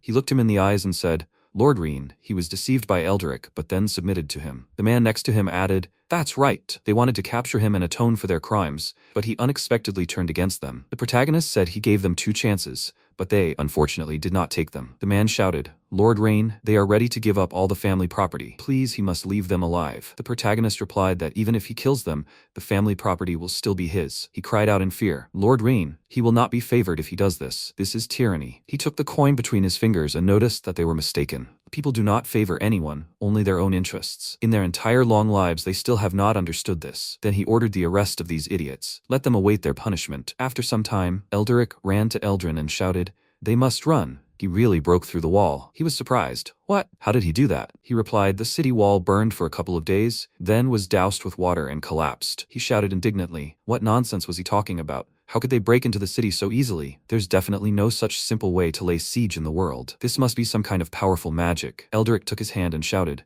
whatever this is, they need to run. They won't be able to escape when Rain comes with his soldiers. At that moment, MC entered the room and said, well, where are you going? Eldrick turned around and asked how he got here so quickly. The protagonist, walking forward, said that it was all because he abandoned the city wall and tried to escape. The soldiers following him dropped their weapons when they saw him running away. They no longer resisted, so no one stood in his way. After that, he approached Eldrin and asked, "Is he behind Eldrick? Does he wear a mask because of disfigurement or scars?" He replied, "Rain. In a couple of days, he won't speak so arrogantly. The Orvis Empire army is already on its way. If he hadn't destroyed the Esling city wall, he could have lived a couple of days longer. When the Orvis Empire army arrives, they will repay for all the humiliation." Then he threw the scroll in front of him, and MC ordered, "Leah, she must stop him." The next second, she threw a knife forward with lightning speed. The mask on Eldrin's face shattered and fell to the ground. She approached the protagonist. Eldrin thought, was it her? Then he shouted, "He will definitely come back." After that, it was as if he vanished into thin air. Leah, looking at the protagonist, apologized. It was her fault that she was late, and let him go. He replied that she shouldn't worry. He knew this would happen. It's bad not to know the identity of the enemy. She said that she knew this person. He was surprised, right? He's an acquaintance of hers? She replied that it was not so, not that much. His name was Eldrin Crowclaw, and he was a subordinate of the Grand Duke. Later, during the war, he betrayed him and defected to Grand Duke Soren of an enemy country. The protagonist asked in surprise, "Is his name Eldrin too? Perhaps he was a relative of the recently executed Adrian?" She remarked that it was true. He was originally the leader of the Eldrin family. He opposed the Lord's ideals, so he left the family and joined the enemy, Grand Duke Soren. The protagonist answered thoughtfully, "I see." Then Selena said, "Young Lord, the situation is under control. But what about the Orvis Empire? She fears that even if all the mages from the Mage Guild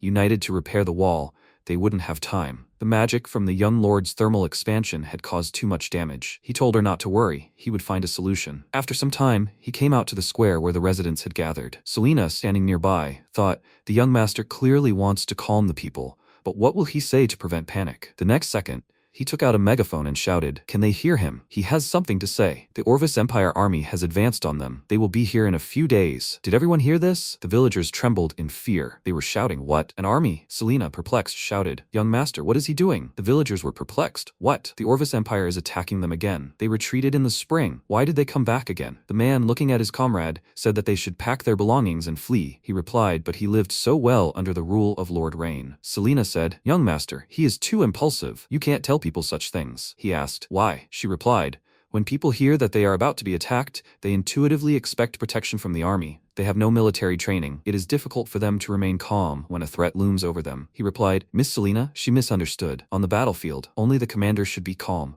The soldiers are the last to remain calm." She was surprised. "What?" Then he held out a letter and shouted. It was a letter of challenge sent to him from the Orvis Empire. It says that Esling is teeming with scum and fools who do not dare to defend their homes and will flee, leaving it alone. The villagers were surprised. What? How dare these idiots write such a thing about them? Damn it, these idiots take their food every year. This time they will not accept it and will fight to the end. Then MC shouted, "It seems the Orvis Empire doesn't know them at all. They are not scum and fools, are they?" The villagers shouted, "Yes, they will fight back. They will lose nothing if they give up 1 for 1, but they will gain blood if they exchange 1 for 2. The protagonist shouted, "Excellent. Everyone has enough courage to fight." Then he, Rain Edgar, swears that he will lead them to drive the Orvis Empire from their lands. The villagers shouted, "Hooray!" Sometime later, in Lord Aisling's estate, the protagonist was examining a document. Leah approached him, holding a cup of drink, and said, "Please, he should have a cup of tea and rest." He replied, "There is no time to rest, Leah. We need to find a solution before the Orvis Empire arrives. Otherwise all of Aisling will be captured by them." Leah asked, "What was he talking about today?" He put his cup back on the saucer and replied, "It was a lie to calm the villagers. If the people panic, the city will be destroyed. It will be difficult even to ensure a proper evacuation, and people will do everything in a panic." She said, he must let her take him out of the city. She can't bear to see the danger looming over him. He told her not to worry. He asked Malcolm and Selena to get the children, the elderly, and the women out. It's not time to give up yet. Then he picked up the book and thought, is this serious? He'll ask Leah. Then he handed the book to her and asked if she knew what this dark green divine oil was. She answered thoughtfully. As far as she remembered, it was something flammable. It seemed witches used it during rituals. The oil is a very rich color, dark red, gold, dark green, black, brown, transparent. The color of the oil depends on the content of gum and asphaltine. The higher the content, the darker the color. MC thought, flammable oil? Really? Then he shouted, hurry, she must let him look at it. The book says it's in the pantry. After some time, they approached the door,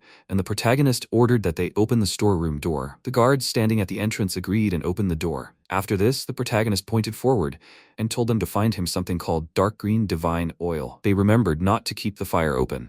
If they were unsure whether they had found it, they should pull it out. They need to find a barrel. The worker said, yes, Mr. Ryan. At that moment, the protagonist looked at the huge number of chests with coins. As he thought, Isling's taxes had been embezzled by Eldrick for years. When the crisis ended, he would immediately invest this money in development as soon as the dam was built. After this, one of the workers shouted, Mr. Rain, they found it. They pulled out several barrels. MC ran up to them and shouted for them to give it to him. After that, he removed the lid from the barrel and smiling thought, Esling can be saved. Sometime later, the military camp of the Orvis Empire, Eldrin, entering the tent, said, "He apologizes, Lord Castile. They have failed." The Grand Duke of the Orvis Empire, Castile Waldron, said, he knew the two of them would fail, but he didn't expect them to be such scum. They lost the city in 3 days. Eldrick shouted, "Lord, Rain used a forbidden spell to destroy the city wall. That's why they lost. If not for it, they would have been able to hold out until his arrival in Esling." He specified, "Forbidden spell? Did Aldarion really send a mage who knew a forbidden spell to save his youngest son?" Eldrin walked further and said, "Lord Castile, he shouldn't worry. Mages who know forbidden spells can't use them twice in a short time, especially since the city wall was destroyed by rain and can't be rebuilt so quickly. Now is definitely a good time to attack," he replied.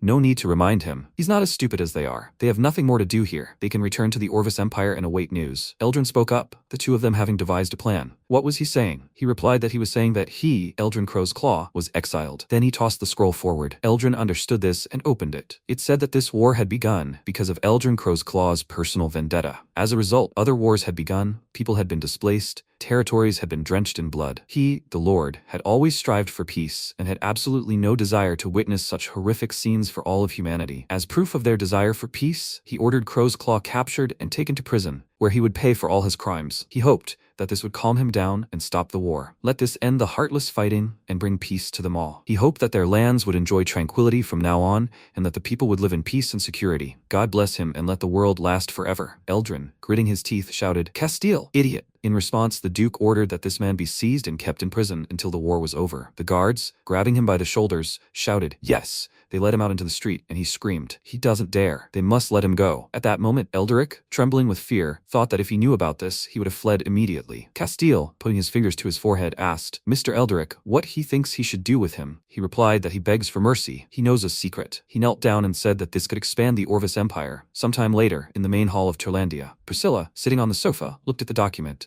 "This is Ryan's elder sister, ruler of the Turlandia territory." Gwen approached her and said, "A letter on behalf of Mr. Ryan written by Leah Alice." Priscilla thought, how is Rain now? She needs to go see him when she has time. Then she opened the letter and shouted in surprise, "Idiot, Gwen, she must call this idiot Willis Holker." She put her hand to her chest and answered, "Yes, Miss Priscilla." After some time, Willis knelt before her and asked, "Senior Miss, what happened?" She shouted, "Willis, he is so brave. Dare to rebel." He asked in bewilderment, "Senior Miss, what is she talking about? How can she believe such an obvious lie? They opened the trade route with her help last month. They have no reason to rebel." She threw the letter in his face and shouted, "The evidence is irrefutable. He still dares to invent an excuse. He must see for himself." Then he took out a letter that said, "Dear Miss Priscilla, she hopes this letter will be delivered on time, despite her schedule. Since Lord Ryan arrived in Esling, he has discovered that things are not as peaceful as he thought. The city's lord, Eldrick, has teamed up with the Grand Duke of the Orvis Empire to attempt a rebellion and has conspired with the Esling nobility, including the head of the border guards, General Caesar. Although Caesar was captured and neutralized thanks to Lord Reen's resourcefulness, she must be vigilant of the other members of the Holker family, and she must not underestimate their cunning and calculation. She hopes that she can send troops to support Lord Ryan and help against the advancing army of the Orvis Empire. Best wishes, had made, Leah Alice." Willis, after reading all this, thought, "What?" Priscilla asked if he had anything to add. He shouted, "Head miss, this is that idiot Caesar's personal fault.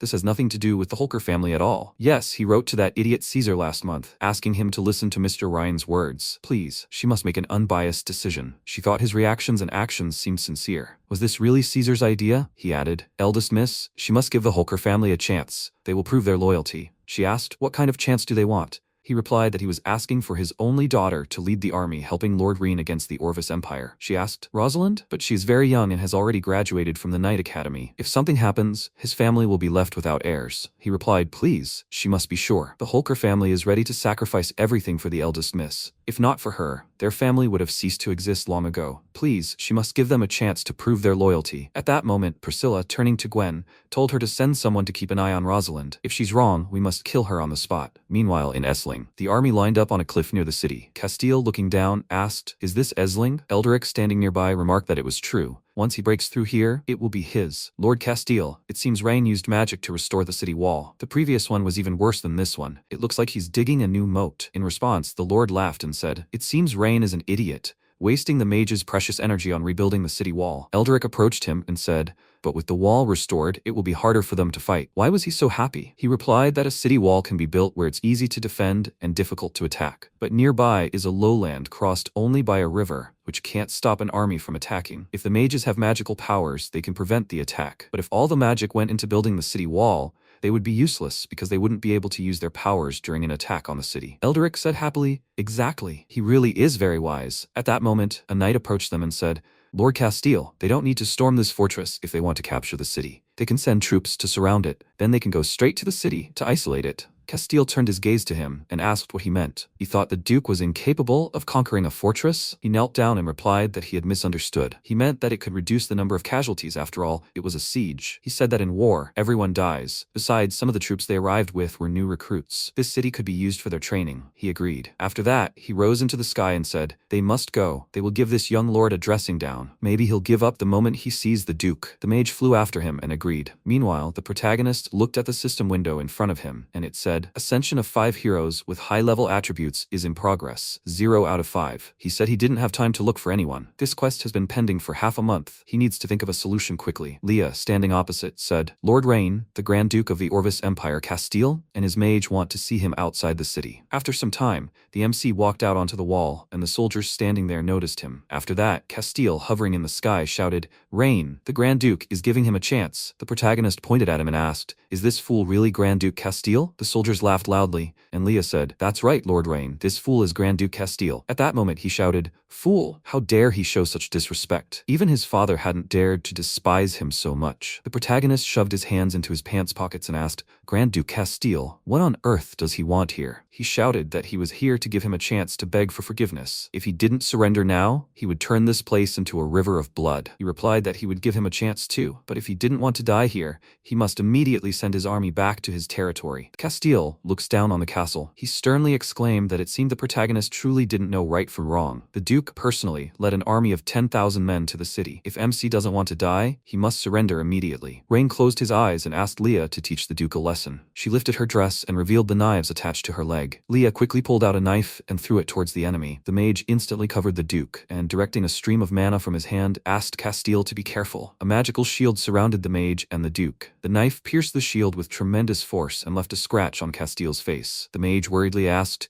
"Is Castile all right?" The Duke clenched his teeth in anger and said it was a curse. The protagonist calmly crossed his arms and clarified that it was a warning. Next time, his maid would hit the target right away. Castile turned his head to the side and ordered the mage to leave. MC ordered Selena to prepare for battle because they were about to attack the city. She instantly agreed with him. After some time, the knights announced their return. The knight looked at the Duke and asked, "What happened?" Castile exclaimed seriously, "This despicable Rain was conspiring against him. He ordered an immediate attack on the city. Castile will tie up the protagonist and cruelly torture him tonight." The knight fearfully noted that they had been running for 3 days non-stop to reach the Esling border. Can they wait until tomorrow? Will the Duke allow the soldiers to rest for half a day? Castile punched the knight in the head and called him a freak. He angrily clarified, "Are they tired after 3 sleepless days of running? Are they really soldiers of the great Orvis Empire?" The knight, with great fear, asked Castile to calm down. Even if the soldiers weren't tired, they would still need them to build bridges and prepare equipment. There's no need to rush. The soldiers unanimously supported the knights. Castile barked sternly that they didn't know how to fight. Since ancient times, speed had been the most important part of war. The enemy probably thinks they'll wait a day before attacking the city. If they attack the city right now, they can win. The Duke confidently ordered that the order be carried out. The city must be attacked immediately. Meanwhile, in the tents of the Orvis Empire,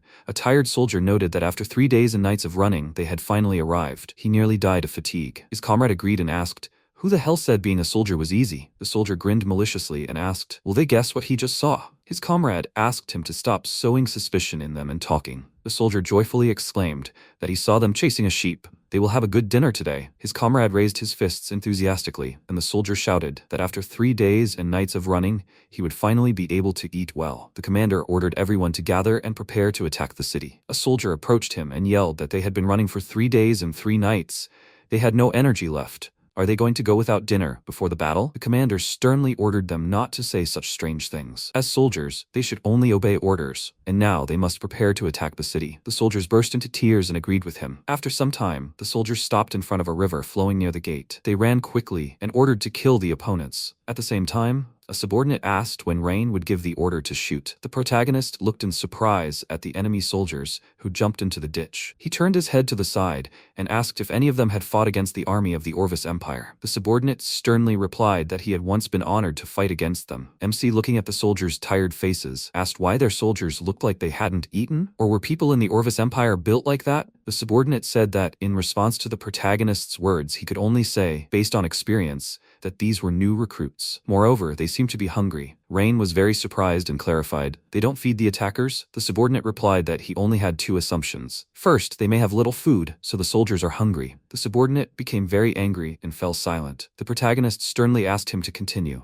The subordinate added that second, Duke Castile is probably using these people, letting them die from the means of defending their city, like arrows. MC interrupted him and yelled, "What does this mean? Their emperor is capable of such things? Aren't these people citizens of the Orvis Empire?" The subordinate noted that there are very few rulers in the world who love the people as much as the protagonist and Grand Duke Aldarion. Most of them are the same as Grand Duke Castile. MC lowered his head and thought about using people to kill. Then Castile might not accuse him of ruthlessness. The subordinate looked down and clarified that they should have enough arrows to kill these new recruits. When are they going to release them? Rain smiled confidently and replied that they will not shoot arrows. The protagonist looked at the soldiers who had crossed the ditch. MC sternly asked Selena to have all the mages use ice magic. She agreed and quickly flew into the sky. Selena raised her hand and used icy wind magic. Dense, dark clouds. Castile and the knights looked at the dark sky. The Duke laughed and exclaimed that this Rain really was a fool. The commander asked why Castile was talking like that. The Duke, smiling, replied that he sent the new recruits on a feint attack so that the protagonist would fire all his arrows, and this fool spent the mages' energy to withstand the new recruits and save arrows. When the enemy mages run out of strength, they will send their own to attack the city, and Essling will be easily captured.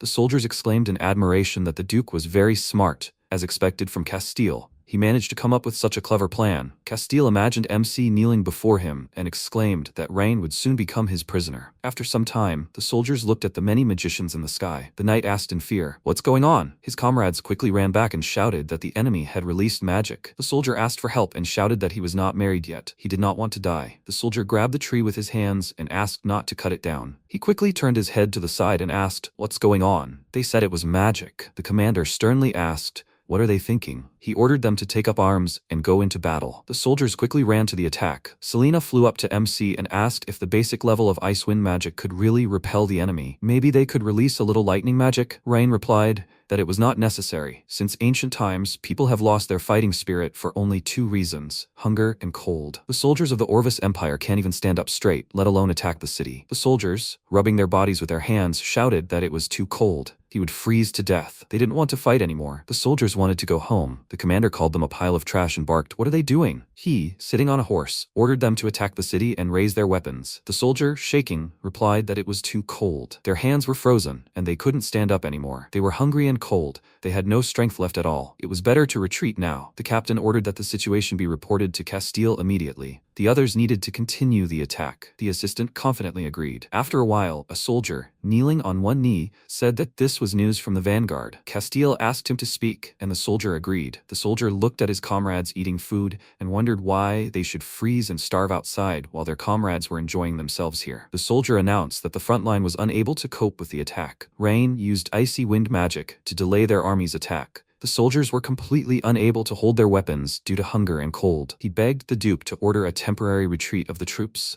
Castile angrily slammed his fist on the table and called them fools. They were a bunch of freaks. A man was not worthy of being a noble soldier of the Orvis Empire. A kneeling soldier exclaimed that they were not afraid of death, but they had no strength at all because they had not eaten. Castile ordered the death of this useless man who dared to contradict him. The Duke sternly raised his fist and exclaimed that he would lead the attack himself. The commander yelled that there was no need to risk their lives. They all dreamed of laying down their lives for the Duke. Castile smiled and remarked that he did not object to their loyalty. He simply wanted them, the generals, to understand what a genius he, Lord Castile, was. After a while, Castile, sitting on his horse, stopped in front of the river. He sternly asked the mages to listen to him. The Duke commanded the use of earth magic to build a bridge across which the cavalry would pass unhindered. The mages agreed and swiftly channeled mana from their hands. Stone blocks formed in front of the river. They instantly grew, creating a bridge. Castile ordered all units to attack. He would reward anyone who captured Ryan alive. The soldiers rushed to attack. The knight exclaimed that it looked like the Orvis Empire was preparing for an official attack. The protagonist calmly asked Leah to order this trash thrown into the moat. At the same time, both passages on both sides of the moat need to be blocked. Leah confidently agreed with him. The workers poured the trash into the pipes leading to the moat. A dark liquid began to fill the water in the moat. After a while, the horses galloped rapidly along the path. The knight, Rosalind Holker, thought that they needed to hurry. They couldn't let anything happen to Lord Rhine. She remembered the past. Father exclaimed that the fall or rise of the Holker family was in her hands. Rosalind asked her father to be calm, because she would not allow the Lord to be harmed. The knight, sitting on a horse, asked the eldest miss to rest. They had been riding for 3 days. Even if she could endure it, the horses couldn't. Rosalind sternly asked how long it would take to reach Esling at this speed. The knight replied that it was only a day's ride to the city. Rosalind ordered the map to be unfolded in front of her. She wanted to see the route ahead. The mage agreed and asked Miss to take a look. Rosalind thought that the border fortress of Esling was probably surrounded by the Orvis Empire. MC must be trapped now. She had heard from her father that the Lord had increased the food supply in Esling a few days ago. Rosalind instantly pulled on the reins and stopped her horse. She called out to Knox and yelled that she knew he was spying on her. Rosalind exclaimed that she needed him to appear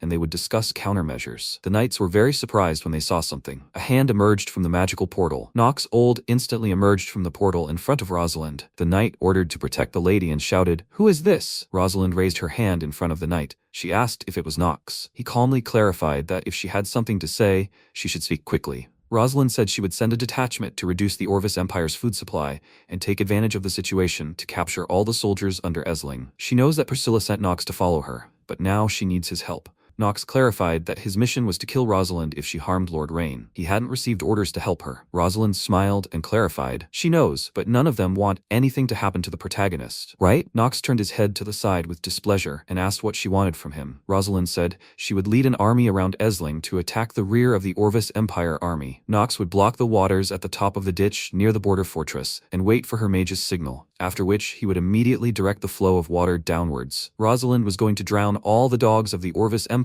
here. Meanwhile, in Warshala, the Elf Queen took the sheet and exclaimed that she hoped they could reach a consensus and try their luck together. She asked to speak and clarified what her comrade thought. Illyria sternly replied that humans were so greedy and cunning, they had no principles. She thought it was better not to deal with them. Elf, Salian asked the queen to remember that they couldn't feed all the elves on their own. They had to buy food from humans every winter. They couldn't refuse. The queen clarified that Ayuria could also speak. Only she had seen the new mayor of Esling. Ayuria replied that she thought the new mayor was sneaky and cunning, although no, he was a very smart man. She didn't know how MC achieved this, but she did what he said. They not only got food for this year's winter, but also saved money. Salian was surprised and asked, "Are there really such interesting people among humans?" Ilaria remarked that it was strange. The tribe's scouts discovered that they were at war again a few days ago. She sees no point in fighting every autumn. The condition for the deal is the city manager's survival in this war. Otherwise, there is no deal. The queen asked Iria to calm down and let her make the decision. What Salian said made sense. If the new ruler of Esling dies, there will be no deal. So she decided to go to the battlefield and see everything with her own eyes. After some time, the soldiers ordered to fire arrows. They cannot be allowed to climb the city wall. Selena asked fearfully, "Is everything okay now?" Reen asked them to take their time and replied that they need to wait for Castile to lead the soldiers. They can only use this method once. Castile cannot be allowed to escape. Selena confidently shouted that they must act now. She turned her attention to the soldiers who had climbed the wall. The knight joyfully exclaimed that they had taken the wall. Castile smiled and shouted that everything was ready. He raised his hand and ordered to attack and capture MC alive. Rain exclaimed that Castile had crossed the bridge. He raised his hand and ordered Selena to act. The knights quickly stood in front of the protagonist.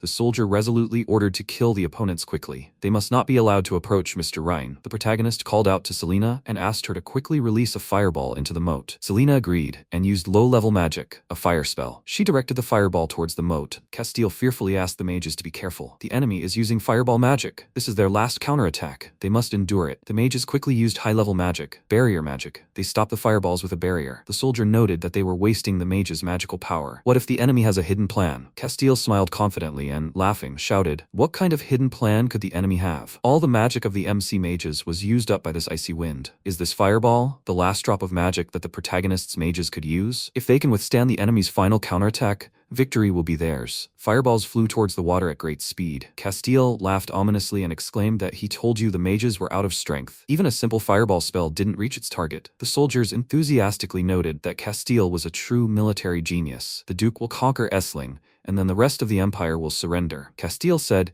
that this ruler is known as one of the two pillars of the empire. Like this child in front of them, a powerful explosion instantly thundered and destroyed the bridges. Castile looked at the flames in fear and screamed, "What is this? How is this possible? What kind of curse is this?" He fell into a stupor and wondered how such powerful magic could appear in the moat. The soldiers shouted, "What's going on? Why is everything on fire?" Castile wondered, how could this happen? He had already sent away all the soldiers. If they were all surrounded by fire, they would burn to ashes. This young man was not human. The Duke quickly looked at the protagonist and thought that MC was the devil. Rain wanted to burn 100,000 people alive. A soldier called out to Castile and asked him to order a retreat. Castile decisively raised his fist and ordered the mages to put out the fire immediately. The mages replied that they had no more magical powers. The last of their magic had just been used on the magical barrier. Selena wondered, was this magic already at the level of forbidden spells? Forbidden magic was created with just 2 barrels of oil? It didn't even take magic? The protagonist was watching what was happening, listening to cries for help. He put his hand to his head and thought, in order to prevent his people from ending up in this situation,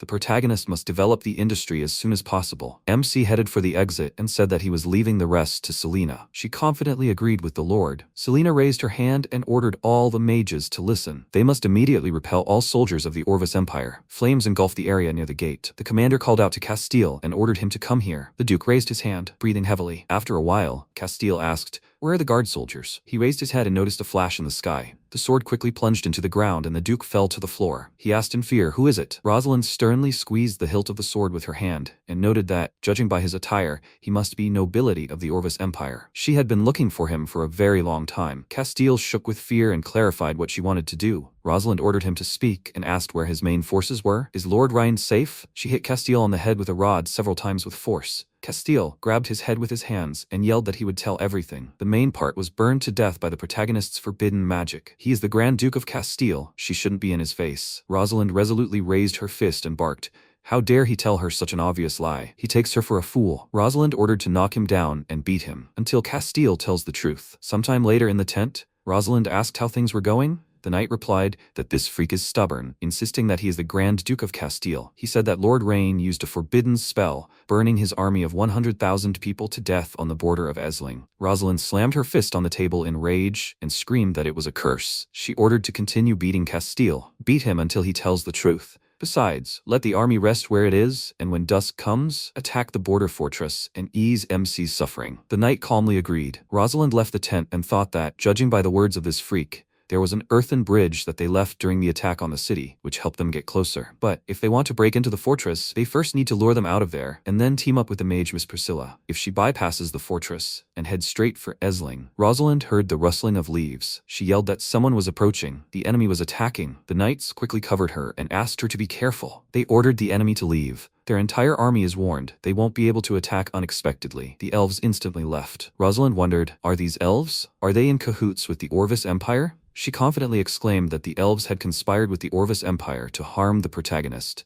Ilaria screamed that this was ridiculous. It was the one she called Rain who asked the Elven Queen to meet with him. And now she had slandered them. The elves, Rosalind clarified. Did they think she would believe such a ridiculous lie? She was sure that they were actually accomplices of the Orvis Empire. Ilaria screamed in fury. How dare Rosalind insult high-ranking elves? She ordered the elven archers to get ready. Rosalind ordered the swordsmen to raise their shields and parry the arrows. The queen instantly raised her hand and used elven magic, a spatial barrier. The queen asked the girl to calm down and clarified that she was here because a young man named Rain had written to her to discuss business. If the girl was his ally, then they did not need to fight. If the opponent is his enemy, then they will immediately return and talk after the battle. How about it? Rosalind sternly asked. What proof do they have? The queen asked Ayuria to bring her a letter. Ayuria handed over the letter and exclaimed that it was written and sent to them by the protagonist. Rosalind was surprised and wondered, is this really a letter from MC? The seals of the family crest are endowed with special magical imprints that no one can fake. She replied that she will believe them until she meets Rain. In the meantime, Rosalind will send someone to keep an eye on them at all times. The queen smiled and agreed, noting that precautions are beneficial for both of them. Rosalind ordered the knights to return and continue resting. The original plan remains unchanged. She ordered an assistant to send several people to keep an eye on these elves. If anything is wrong, they are to report immediately. The assistant calmly agreed with her. Ilaria turned to Her Majesty and noted that they did not believe them at all. Why did the queen still want to bargain with them? The queen replied that if humans believed them, they would not be humans. She thought with fury that she hoped that this man named Rain would not fail her. The elves' ruined future must be changed. After some time, the knights shouted that the scouts had returned with a report. The flag on the border fortress was not the Orvis Empire, but still the Edgar families. Rosalind tensed and wondered, was this man telling the truth? There was no time to hesitate. No matter what happened, they must get to the protagonist's side as soon as possible. Rosalind decisively ordered the flag to be raised. No matter if there were Rain's troops in the border fortress, they must let them know that his allies have arrived. No one should stop after crossing the land bridge. They must hurry towards Esling. They must break into Esling tonight at any cost. At the same time, MC stands among numerous corpses of soldiers. He clenched his fist in anger and thought, what a huge workforce. They could be forced into a sweatshop. Reen tiredly put his hand to his forehead, and Leah turned to the master. She worriedly thought that the protagonist was truly kind. He was worried about the deaths of these invaders. Leah noted that MC shouldn't be sad about these invaders, because they deserved it. Reen replied that she misunderstood. He was sad because the knight immediately interrupted him and reported that cavalry was approaching from the Orvis Empire. Their raised flag resembled the flag of the Second Miss. After some time at the castle, the protagonist raised his hand and said that in the future, Esling will become an important part of the continent. As long as Her Majesty has the desire to invest in them, the Queen will become not only the builder of the legendary city, but also its founder. The Queen remarked that the business plan MC had talked about was indeed interesting, but it made no sense to the elves. She was used to coexisting with nature. They lived well without what the protagonist had talked about. Rain, smiling, raised his finger and exclaimed that this was not so. If these were Her Majesty's true thoughts, then she was thinking narrowly. Demand was never born on its own. It was created. The Queen raised her hand and remarked that some of his human needs meant nothing to the elves. She apologized for talking too much. Many human empires had collapsed because of their own desires. Rain crossed his arms and said that she was right. The human empire would collapse because of desires. But desire is the impetus that motivates the world to progress. People wanted to fly in the skies, so they invented airplanes. People wanted to swim underwater, so they invented submarines. People wanted to explore the universe, so they invented spacecraft. One day, the Queen will stand on a tall building and contemplate all living things. The protagonist guarantees that she will experience a satisfaction she has never known before. The Queen was stunned and thought she didn't understand a word this man was saying. What planes and submarines? She calmly noted that his confidence was atypical for the people she had seen. But the protagonist must not forget that they, elves, are different from humans. For thousands of years, they have not been hostage to desires. Elves cannot change this for the sake of the trading districts MC spoke of. Ryan confidently agreed and said that as long as she has the desire to invest, the Queen will have the opportunity to see a different future. The Queen firmly believed that this is the future of the elves. If she unites with humans, she can change the future she has seen. The Queen noted that the protagonist can indeed speak, but it is still not enough. She needs time to discuss this with her compatriots. MC agreed and clarified that he would be expecting her contributions at any time. Rain raised his hand and asked Leah to bring it. He handed the letter to the Queen, and she asked what it was. MC replied that it was an invitation to the Esling Dam completion ceremony. It was a special place. He begged her to take the first step for the city's industry. At the same time, the knight, galloping swiftly on a horse, shouted that this was breaking news. Lord Rain was unharmed. He cleared the battlefield under the border fortress. Rosalind wondered, didn't the Orvis Empire bring an army of 100,000 people? Was the Duke really telling the truth? Did forbidden magic really help the protagonist? Never mind, she didn't have time to worry about it now. She needed to hurry to MC. After a while, the horses instantly began to stop in front of the Esling gates. Rosalind turned her attention to the gates and pulled the reins to stop her horse. She dismounted, and the knight asked the eldest miss to come here. After some time, in the castle room, Rosalind stood before the protagonist, who was sitting on the couch. She knelt down and introduced herself, explaining that she was a knight sent by Priscilla to assist MC. Rosalind hadn't made it to him when she was needed, and was asking for her punishment. Rain asked. His older sister asked her to come here. Rosalind confirmed this, and the protagonist asked, so why did she come from the Orvis Empire? Rosalind lowered her head and replied that they had received orders to come to their aid 3 days ago. She assumed MC had abandoned the border fortress and returned to Esling, so she ordered the army to surround it and block the Orvis Empire's retreat. Rain, astonished, clarified, they arrived here from his sister's lands in 3 days? That's hundreds of kilometers from here. How did they get here? They haven't built a railroad yet. Rosalind asked in confusion. What railroad? The protagonist grinned and replied that it didn't matter. They had worked hard, so it was better to rest first. Rosalind put her hand on her chest and noted that it wasn't difficult at all. Their Holker family must do this. Her stupid uncle had caused them trouble. Rosalind said sadly that she was Caesar's niece. She begged the Lord to give their family a chance. The protagonist could punish her however he wanted. Rosalind wouldn't resist. MC looked at her sternly and said nothing. After a while, Rosalind sat sadly on the chair, her head bowed. She thought that Ryan had left her here all day. Although Rosalind understood that it was difficult to earn his trust, she couldn't even meet him. What future awaited her family? The protagonist entered the room. He smiled and apologized for keeping her waiting. Rosalind, frightened, quickly stood up from the chair. MC raised his hand and asked her not to worry so much. He came to discuss something with her. Rosalind confidently agreed and thought that Ryan had an obligation to give her family a chance. The protagonist raised his hand, smiling, and asked if she would become one of his people. Rosalind became very embarrassed and yelled, What does that mean? The protagonist put his hand in his pocket and clarified that he was amazed by her strategy on the battlefield. The system window notified that Rosalind's leadership was 91, strategy 82, strength 87, magic 85, and loyalty 100. Her special attribute is swordsmanship.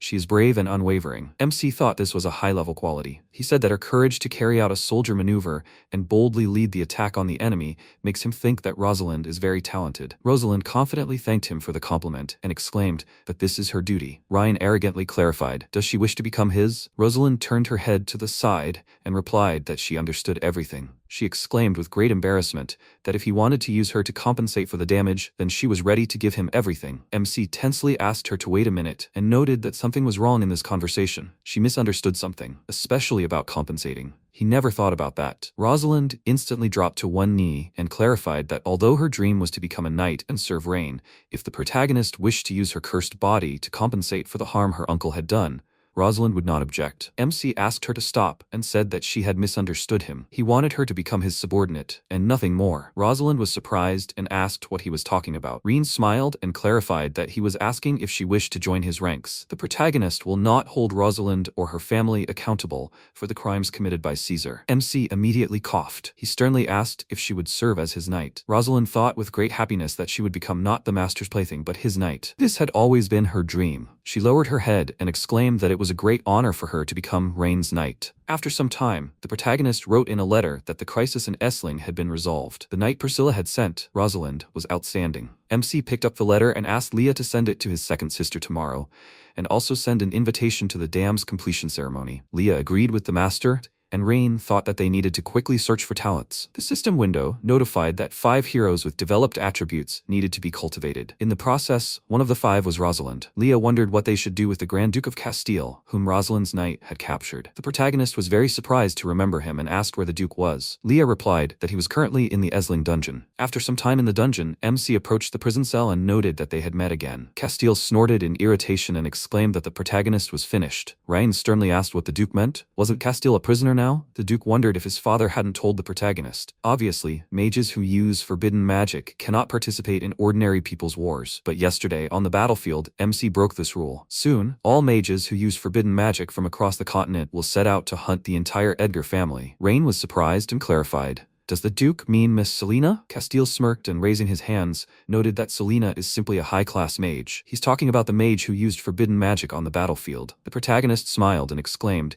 that the Duke was talking about the explosion caused by the oil barrels. If the forbidden magic the Duke speaks of is an explosion, then he can only say that Castile is wrong. MC could create such an explosion countless times if he wanted. Castile grabbed the bars with his hands in rage and yelled that this was madness. Only forbidden magic could generate such power. A nobleman like the protagonist was not capable of generating such world-destroying power. MC calmly raised his hands and noted that it didn't matter whether it was forbidden magic or the power of destruction. It was all in the past. He only came here to ask the Duke something. Who was standing above Castile? What were they going to do? The Duke got scared and yelled that no one was behind him. The warriors of their Orvis Empire didn't need a reason to oppose the freaks from their empire. Rain said that the Duke made him laugh a lot. He looked through Essling's recordings. Every spring, Orvis crosses the border to provoke them, sparing no expense in their quest to seize their cities and lands.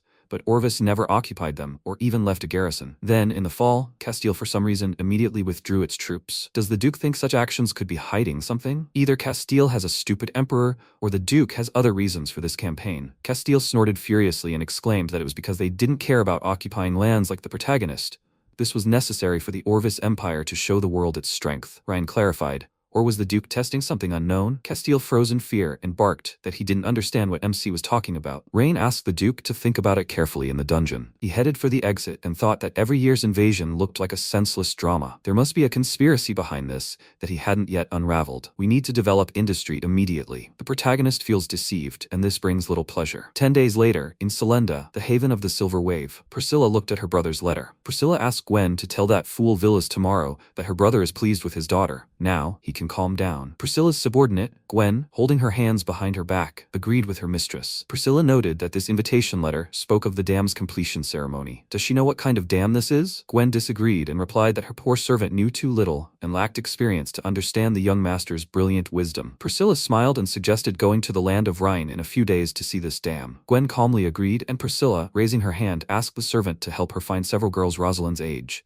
She wants to see what type her brother likes. Sometime later, in the imperial palace of the Orvis Empire, the emperor of the Orvis Empire exclaimed that the capture of Grand Duke Castile was an attempt to lower the army's morale. Craven yelled that if Castile revealed the secret, an even greater disaster would occur. Who told him to act so fearlessly only to find himself in such a situation? The emperor became extremely angry and ordered him to stop. If so, then why continue to take responsibility? He needed a solution, not arguments. Craven turned to his majesty and asked if perhaps the emperor could send someone to Esling to try to negotiate with them. The emperor's aide angrily called him a freak. How could his Orvis Empire negotiate peace with such barbarian lands? The comrade agreed and shouted that if they bowed to the Caledorial Empire, it would dishonor their empire. Craven calmly noted that if Castile revealed all the secrets, their plans for all these years would be ruined. He raised his hand and asked his majesty to make the right decision. The emperor replied that peace negotiations could be considered and asked if Craven had any candidates. This man must not only be of high status to represent the dignity of the Orvis Empire, but also with sufficient courage and wisdom. Craven was surprised and thought that his majesty's words were so strange. Something as simple as peace negotiations would not cause difficulties. One only needed to demand minimal compensation. Is his majesty really thinking? The emperor, raising his hand, interrupted his thoughts and noted that, judging by his expression, Craven had considered a suitable candidate. Craven clarified that he would like to recommend someone. Miss Vilvina, the only daughter of Duke Richard. People shouted that Craven had gone crazy. Miss Vilvina's father, Duke Richard, was recently imprisoned for insulting his majesty. The emperor smirked and thought that this guy was very smart. He always knew what he wanted to do. The emperor asked why Craven was recommending the daughter of a criminal. Craven replied decisively that he recommended her for 3 reasons. First, Vilvina is Duke Richard's only daughter. Her noble position could demonstrate their sincerity. Second, he had heard that, although she had only just come of age, she was a good talker and decisive. Third, and most importantly, Vilvina would take this opportunity to atone for her crimes and prove herself so that their majesties would forgive her father. The young man turned his head to the side and noted that Lord Craven's words made sense. The emperor said that he would then leave it to Craven. He smiled sarcastically and asked the lord to ensure the safety of Duke Richard's only daughter on this trip. Craven lowered his head in fear and agreed with his majesty. Sometime later, at the Orvis Empire castle, a hired assassin was kneeling. The emperor asked if the mercenary knew what to do with Vilvina and Castile on the way back. The mercenary asked his majesty not to worry and said that they would definitely die on the territory of the despicable Caledorial Empire. The emperor raised his hand in horror and clarified that the envoy of the Orvis Empire was killed by the Caledorial mercenary. It seems that now he has another reason for war. After some time on the street, the sellers shouted that these are fresh fruits and fish. People need to look at this. The seller called out to the protagonist and asked if MC came to buy something. Ryan laughed and replied that he just went out into the city to walk around and see if they needed anything. The seller, smiling, noted that thanks to the protagonist, their lives have become much better. The guy agreed and added that before they lived worse than animals, but now they have a normal life. The seller called him a fool and yelled that if the guy can't talk, he should talk less. The protagonist, laughing, noted that they were so busy. The sellers said goodbye to the master and Ryan, sitting on a chair, raised his hand. The protagonist noticed the people in the crowd and checked their attributes. The system window announced that this was Ivan Cobb. His age was 43, strength 28, magic 12, strategy 18, leadership 20, and loyalty 82. Marina White, age 27, strength 15, magic 25, leadership 18, strategy 22, and loyalty 80. Thomas Rhett, age 38, strength 33, magic 20, leadership 28, strategy 25, and loyalty 75. MC let out a tired sigh and thought that it turned out that it was too difficult to find a talent with high attributes among ordinary people. He had been walking around different places for several days. Ryan still hadn't found a single suitable talent. Should he ask his second sister and older brother for talents? No. The lands of his older brother and second sister were also facing difficulties. He should only rely on himself. Besides, the second sister sent MC Rosalind, so he can't be so greedy anymore. Rain closed his eyes and strained heavily, and Leah turned to the master. She hugged him and noted that the protagonist was too tired after 3 days. Leah asked him to rest a little. She sent people to post various leaflets around the city, asking those who thought they had talent to come to MC. Ryan, tired, thought that those who recommended themselves really did have talent. They are very good factory workers. It's just that his factory can't open at all. The elven investment hasn't progressed, and they need another half a month to build the dam. Forcing mages to study chemistry is a crime against nature. This stupid system also gave him an amazingly difficult task. It's too difficult. The merchant yelled that how dare a person return to the city. Ryan quickly turned his head to the side and looked at Armando Cresta, 32 years old. Armando, smiling, asked the merchant not to say that and to trust that this time there would be absolutely no problems. The protagonist noticed the system window, which reported that Armando's leadership was 56, strategy 95, strength 33, magic 89, and loyalty 50. His specialties were alchemist and master of medicine. The MC was overjoyed and thought he'd found talent.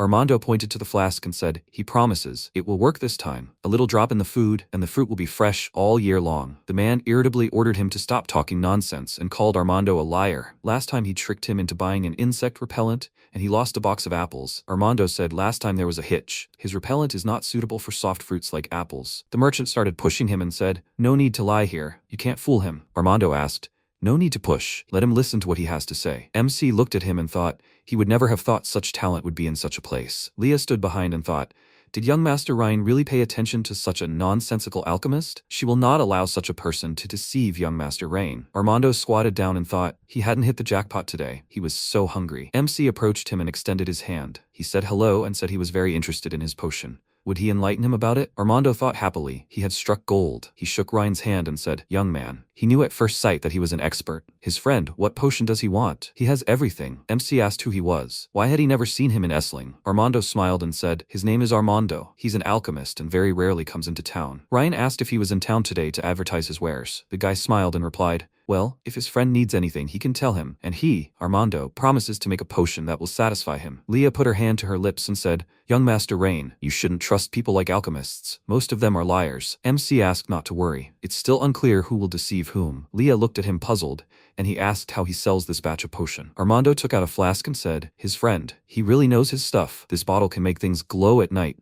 This potion allows the drinker to run faster. He blushed slightly and said embarrassedly, this potion can bring him and his girlfriend pleasure all night long. MC replied discontentedly, this is all low-grade merchandise. He folded his arms across his chest and asked, is there anything better? Armando said, his friend, he may look down on him, but if he turns his nose up at his potions, he won't hold back. Leah frowned in irritation and asked, won't he hold back? Armando tilted his head and said, his friend, the look his maid gives him is a little scary. Ryan frowned and said, his bottle of potion that makes objects glow at night is actually zinc silicate beryllium phosphor, which is toxic and has low luminescence efficiency. Instead, he suggests he use calcium halophosphate phosphor. It has high luminescence, is non-toxic, and most importantly, is cheaper. Armando frowned and asked, how is that possible? Where did he learn the recipe? It's his most secret recipe. He's the only one in the world who knows it. MC asked again. The most secret recipe? That's ridiculous. It's basic chemistry. If his so-called alchemy is at that level, then he thinks there's nothing special about it. Armando pointed his finger at him and asked, basic? He's kidding. Where did he hear all that? He must have been rummaging through his alchemy notes. Ryan grinned and said he was making him laugh to death. What was the point of reading the notes of an alchemist who would go hungry if he didn't sell his potions? Armando, he'll give him one chance. He offered to swear allegiance to him,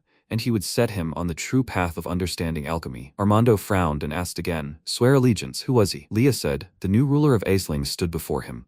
Lord Rain Edgar, second son of the Grand Duke of Aldarian from the Caledorial Empire. Armando said he thought it was a small fortune, but it turns out it's a big one. He, Armando, would rather starve to death than become the nobility's dog. MC frowned and said, it seemed he wasn't satisfied with his personality. Armando spread his arms and said, this humble servant dares to be dissatisfied with the master, but still, there's no point in getting angry at the dog. Leah ordered him to apologize to Master Ryan immediately. Otherwise, Armando asked, otherwise what? Will she kill him? The nobility solves its problems in a very primitive way. Leah asked, does he want to die? MC ordered her to stop. He turned to Armando and said, he doesn't know what displeasure the nobility had brought him before, but he's interested. He'll give him a chance. He can give him a developed and comprehensive knowledge of chemistry and physics, and he'll have the opportunity to change the world. Armando continued to look at MC with distrust. Rain said, of course, if he wants to vegetate somewhere in the slums of Essling, he won't object. Armando shouted, no way. All they, the gentlemen, think only of their own pockets. He'll never have anything to do with them. The system window reported that Armando's loyalty to the Lord was falling from 50 to 32 points. MC thought this was bad.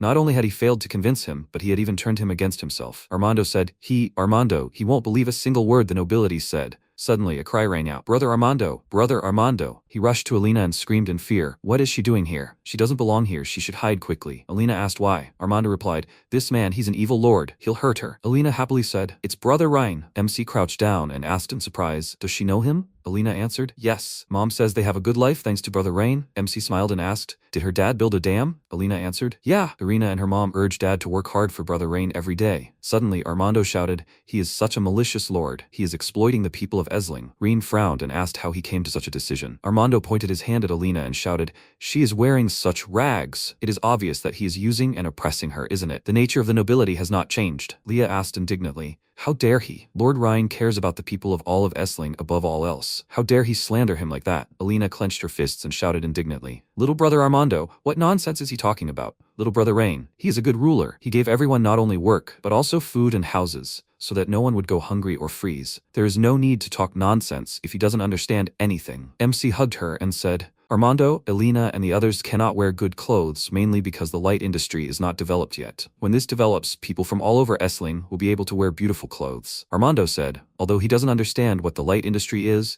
he is firmly convinced that no lord will care about the people. He corrupts the nobility and is just trying to line his wallets. He is not interested in watching the nobility pretend to be good lords. Elena, she needs to be more careful with them too. He turned away, and Elena began to stomp in anger. MC thought, no, he can't let this guy get away. Such talent cannot be lost. Ryan followed him, when suddenly he stopped and narrowed his eyes, asking what happened. He fell to the ground and Leah screamed, Young Master Rain!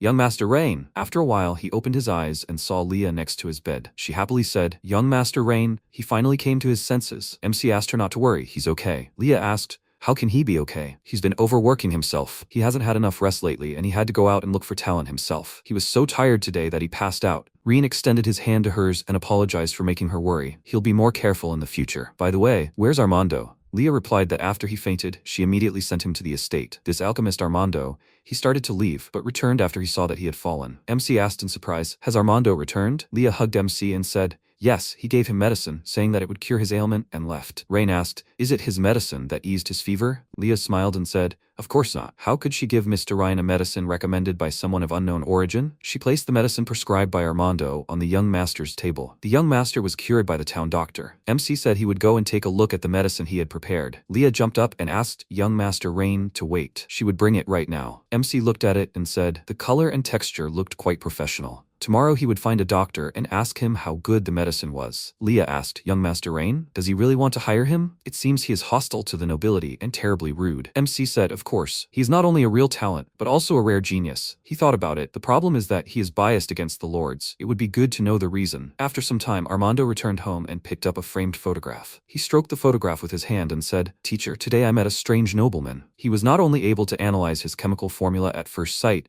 but also explained many things he didn't understand. Even Alina likes him very much. But don't worry, teacher. Those nobles will never deceive him. He will definitely complete her research and take revenge for it. He will make those greedy nobles pay for everything. Liesl Grant was the most outstanding alchemist in Essling 15 years ago. She was not only a genius in the field of alchemy, but also an idealist. She firmly believed that alchemy should serve the people, not the authorities. Liesl took in the homeless Armando. She not only raised him, but also passed on her knowledge of alchemy. The relationship between Armando and Liesl was warmer than that of a teacher and student. He treated her like a mother. Liesl taught him not only potions and how to construct complex mechanical devices, but also how to find a balance between humanity and morality. At that time, the study of alchemy caused discontent among the Essling nobility. The nobles broke into Liesl's house with their guards, stole the results of her research, and killed her for studying forbidden alchemy. Liesl died in an accident. Armando was only 15 at the time. Afterward, he collected all the notes and unfinished research left by Liesl and vowed to finish her work. Currently, Ayuria wiped away her tears and said,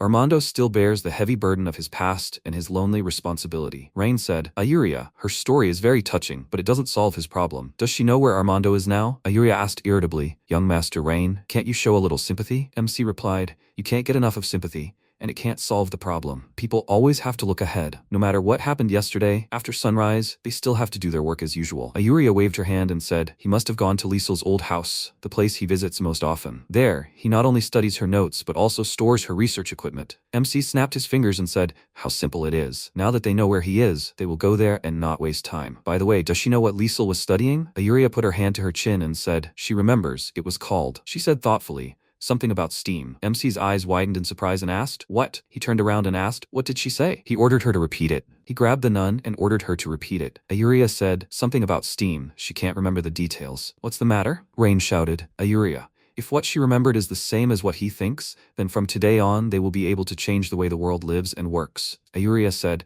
how wonderful. She heard that it was just a toy or something like that. Rain grabbed her hand and ordered her to lead him there immediately. Ayuria said, "She got it." She asked not to pull her. She was already coming. MC thought, it must be a steam engine. If Liesel really studied it, then she should have detailed drawings and experiment records. The steam engine was too ancient for him in his past life, and he never studied it in detail. He only knew the theory and some historical facts. As a mechanical engineer, he has an almost innate understanding of mechanical parts. He always wanted to recreate the steam engine in this world, but he always lacked the actual drawings and the basic idea. If he can get the notes Liesel left behind, he will be able to unravel her research and restore the steam engine. From this moment on, the industrial era begins. After some time, Armando was sitting near the house and assembling an engine. A voice rang out, "Armando, is he here?" He quickly began to cover it up and thought he must not show what the mistress left behind under any circumstances. Armando approached MC and asked, "What are they doing here? They are not welcome here." Rain entered the area and asked where the notes his teacher left were. He wanted to see her research. Armando ran after him and shouted. Although he does not know where he found out about the notes, he advises him to give up this idea. He will never give them his teacher's notes. Ayuria said, "Armando, they did not come to steal them. Young Mr. Rain simply came to see if there was anything left in Miss Liesel's notes that could help everyone in the city." Suddenly, Armando pulled out a knife and ordered them to get out. This is no place for vile nobles. Leah stood behind and thought, she can't let this idiot hurt Mr. Rain. She walked towards Armando, when suddenly MC stopped her and told her to leave it to him. Armando, he's such a fool. He can't even imagine what a steam engine is, let alone its true significance. Armando asked, "What?" MC frowned and asked, "Does he think he'll fulfill Liesel's last wish?" "No, he'll ruin her great discovery." Armando screamed, "Who does he think he is? Who is he to lecture him? He doesn't understand her research at all." Ryan waved his hand and offered him a bet. Armando asked again, "A bet? What bet?" MC replied, "If he makes the alchemical apparatus Liesel left behind work, he'll have to obediently work for him. And if he fails, he'll leave Essling immediately and never set foot in it again." "So what?" Armando laughed loudly and asked, "Is he kidding me?" He made him laugh out loud. A young nobleman who can't tell the difference between alchemical potions dares to claim that he can make his teacher's property work? Ryan spoke up. Judging by his answer, he agreed to the terms of the deal. Armando said, "Okay, he accepts his deal, but that's not enough. If he loses, he will not only leave Essling, but also kneel before his teacher's grave and ask for forgiveness." "He dares to agree?" Ayuria screamed, "Armando, this is too much." Young Master Ryan has no ill intentions against him. Armando asked, "What will he say, young nobleman? Will he make a bet?" MC replied, "No problem. He accepts his terms. If he loses, he will personally apologize to Liesel." Now he asked to let him look at the steam engine that Liesel left behind. He grinned evilly and thought, as soon as he fixes the steam engine, he will obediently go and light the boiler. He will see how mercilessly he will exploit it. Armando removed the cloth from the engine and said, "This is what Professor Liesel left. He asked to be careful not to break it." Leah wondered, is the young master so interested in alchemy? Ayuria thought, this is such a strange thing. What was it used for? MC looked at the invention and thought, indeed, this is a steam engine. A real steam engine. He screamed loudly, "Brilliant, brilliant. Liesel, she is a real genius." Leah asked, "Young Master Ryan, the things Liesel invented, are they really that amazing?" Reen cried out, "Of course. In any world, the person who created a steam engine must be considered a genius." Armando folded his arms contentedly and said, "Of course. Professor Liesel is different from other alchemists with an undeserved reputation. She was a great person." MC asked, "Did he live here only to keep this mechanism alive, right?" Armando answered, "Yes. But Professor Liesel didn't tell him how to make the mechanism work, and there was nothing written about it in her research notes." Ryan said that he would then disassemble the outer shell to check the internal mechanism and see if there were any mechanical problems. Armando screamed, "Is he crazy? How dare he say that he wants to disassemble the machine? If everything can't be put back together, the professor's discovery will be destroyed." MC turned around and asked who he thinks he's talking to. "There isn't a mechanism in the world that he can't fix. He ordered to bring a screwdriver or something like that." Armando asked in surprise, "What is a screwdriver?" Ryan grabbed his head and asked, "Brother, is he kidding him? He doesn't even know what a screwdriver is. Then how are these parts connected?" Armando replied, "He used magic. Why doesn't he know about such simple things? All the parts were made by the blacksmith Mr. Dwarven and ordered by Professor Liesel. This device required a lot of experience from her. A spoiled young master like him is not capable of understanding this." MC said, "Okay, since there is no screwdriver, Leah, let her give him her knife." Leah lifted her skirt and said, "Yes." Ryan took the knife in his hands and began to unscrew the part. After a while, he said, "So beautiful and neat. She was such a genius." He widened his eyes in surprise and thought, "What? Why are there missing parts?" He turned around and asked, "Armando, where are the parts inside?" Armando widened his eyes in surprise and thought, how did he know there were parts inside? He frowned and asked, "What the hell is he talking about? This is a machine. Where are those separate parts? What? It doesn't work anymore. If he admits defeat, then right now he will take him to bow to the professor's grave." Ryan pointed an irritated finger towards the engine and ordered not to try to fool him. He knows that the main part that controls the operation of the entire machine should be here. He ordered to speak. "Where did it go?" Armando lowered his head and spoke. "The nobleman took the insides of the machine." MC asked again, "Nobleman? Why does he need a set of gears?" Armando answered, "These parts were forged from a very rare type of dragon crystal ore. When the nobleman found out about this, he forcibly took it, grinded it up, and created a statue of himself from it." MC widened his eyes and asked, "A statue?" He ground up these main parts just to forge proof of his own stupidity. "Who is this idiot nobleman? Let him tell him his name." Armando replied, "He's a big man. He would not dare insult him." Ryan frowned and asked again, "Are there people he does not dare insult?" He ordered to speak. He wants to see the one who dared to hinder the progress of his industrialization. Armando hesitated and then said, "It's Duke Oscar." Ayuria asked in surprise, "What? Is it him?" Rain turned around and asked, "Ayuria, does she know where this duke comes from?" She replied, "Duke Oscar was a minor nobleman in Essling. Oscar's achievements in alchemy when he was young were astounding. Later, he even won the Imperial Alchemy competition and was highly praised by the Emperor. The Emperor not only gave him many resources but also awarded him the title of Duke. He was given lands." MC asked, "Where are his lands?" Ayuria answered, "In Granzel, on the upper right side of Essling." Leah said, "Young Master Rain, the Granzel region is part of the domain of Grand Duke Teleros Elroy. This territory is not under the jurisdiction of the Edgar family." MC frowned and asked again, "Teleros Elroy?" He remembers his father saying that not all was well between him and Grand Duke Elroy. Leah replied, "Yes, young Master Reen, his father's political views and Elroy's were different. They even clashed several times in the Imperial Council. This is one of the thought-out strategies for balancing the empires." Rain replied, "Good, he is not worried about such problems now. Duke Oscar, right? That's very good, he will remember that. For crushing the gears, he will make him pay 10-fold, 100-fold. Ayuria rushed towards him and asked, "Young Master, is he going to conflict with Duke Oscar? It's too dangerous." MC asked again, "Dangerous? He should be afraid. Since he destroyed such a priceless thing, he will pay for it." Armando asked, "Is he really going to oppose Duke Oscar?" MC asked Armando not to worry. Not only will he make the steam engine work again, but he will also show Duke Oscar its true value. Since the main parts inside are destroyed, maybe there are some plans for them left in Liesl's notes. Armando answered, "No, the professor did not leave this plan in the alchemy notes, but he remembers that the professor was supposed to discuss the manufacture of these parts with the dwarven blacksmith." Rain asked, "So the dwarven blacksmith knows about them?" Armando grabbed his head and said yes, but he went to him many times. He did not want to see him. MC put a hand on his shoulder and said, since he did not want to meet him, he will try. Armando told him not to get his hopes up. This guy has a strange character. After a while, a loud order was heard to get out. "He does not have time for their entertainment, little rascals." Ayuria said, "Uncle Bram, young Master Rain has done a lot for the people of Essling. He cannot treat him like this." Bram turned around and said, "Scoundrel nobleman. He knows what he did. He killed a few corrupt nobles and solved the food problem, right?" Ayuria nodded her head and said, yes,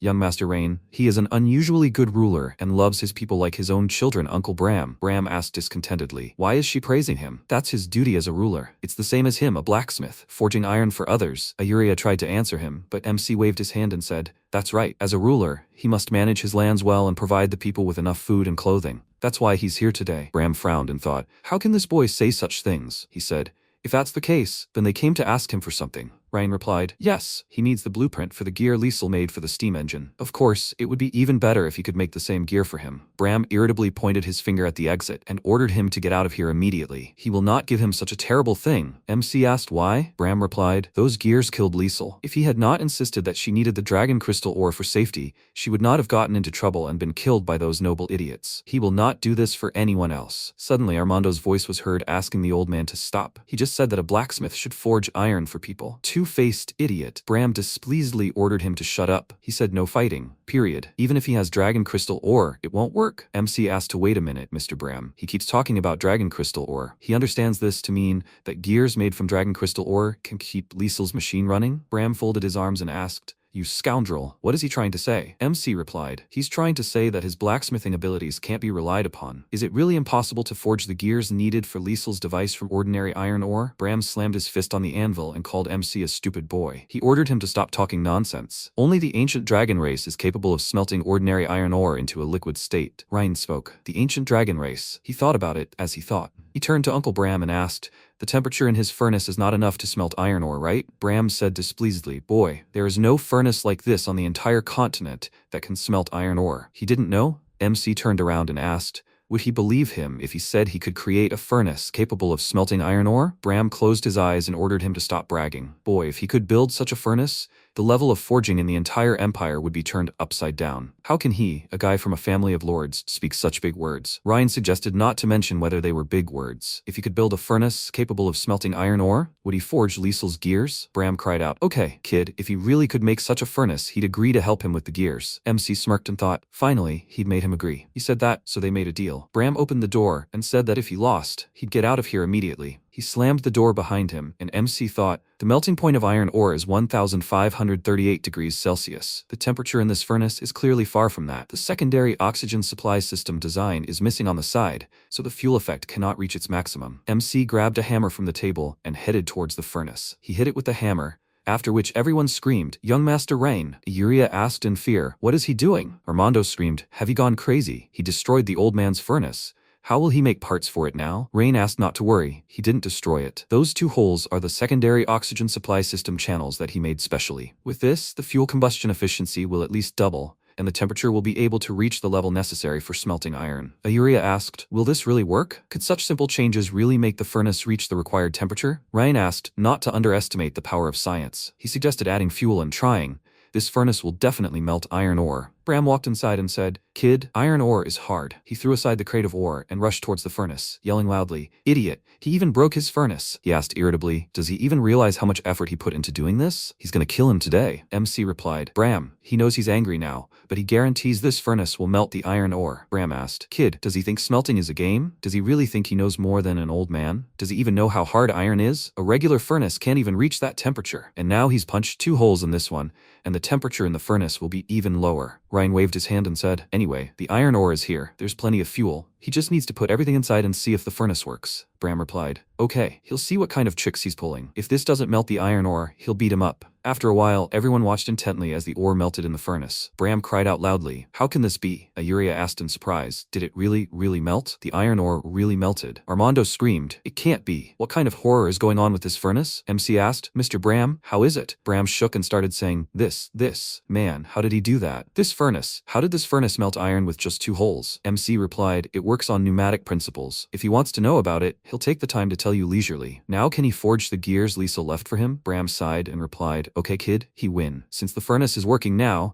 the old man will forge the gears for him again. But he'll be honest if that nobleman comes again." Rain asked him not to worry. If he doesn't look for him, he'll go look for him himself. After a while, they returned to Liesl's house, and MC didn't have the gear in his hand. He thought this was the main part of the steam engine. Long live the industrial era. Leah asked, "Young Master Rain, even though this gear looks pretty solid, will it be able to withstand the work of the steam engine? If it breaks, something will happen that might injure him." Ayuria said, "Yes, young Master Ryan. Maybe she should go to her clan members and ask if they have dragon crystal ore?" MC asked not to worry. Liesl used dragon crystal ore because she was not perfectly familiar with industrialization. Armando asked not to speak rudely about his teacher. MC asked him to think about himself. Since he had fixed the steam engine, then, in accordance with their deal, he must obediently become his subordinate. Armando displeasedly ordered him to say so when he fixes it. MC inserted the gear inside and said, "Now they will witness a miracle." Rain moved the lever and smoke came out of the pipes. Ayuria said happily, "It works. Young Master Ryan, this thing actually worked." Armando stood motionless, steam surrounding him on all sides. With tears in his eyes, he said, "Teacher Liesl." He remembered how she told him, "Her boy, quickly come here." Armando followed her and asked Teacher Liesl to wait for him. She laughed happily and taught him, and sometimes hit him on the head with her fist. She said discontentedly, "Fool." Soon she told him once, and he continues to assemble it incorrectly. Her boy, if they succeed, people will be very happy. In the last minutes of her life, when she was bleeding, she said, "Armando, she will leave this machine to him." Now Armando fell to his knees and said, "Teacher, her last wish, her dream has come true." Ayuria said, "Young Master Ryan." He asked to let him cry a little. These tears are emotions that he has been suppressing for years. 3 hours later, Bram arrived at Liesl's house and said he didn't expect that he could actually fix that thing. "It's just a steam engine." Ayuria asked, "Yes, Mr. Ryan, what can this thing do besides steam?" Bram asked, "Can this broken thing really only float, stand here and scare people?" MC replied, "A steam engine is not just a smoking thing, it is the foundation of an industrial society." Bram's eyes widened in surprise and asked, "The foundation of an industrial society? What does that mean?" MC replied, "It can make gears turn, powering more machines, factories, textile machines, or means of transportation. Even future military vehicles. The steam engine will play an irreplaceable role for them. The greatest invention of mankind, boiling water." Ayuria said admiringly, "Young Mr. Ryan, this is amazing. amazing. Bram said, it sounds impressive. Is it really as wonderful as he said? MC said, they will soon understand the true meaning of this. From now on, he will introduce them to the world of industrialization step by step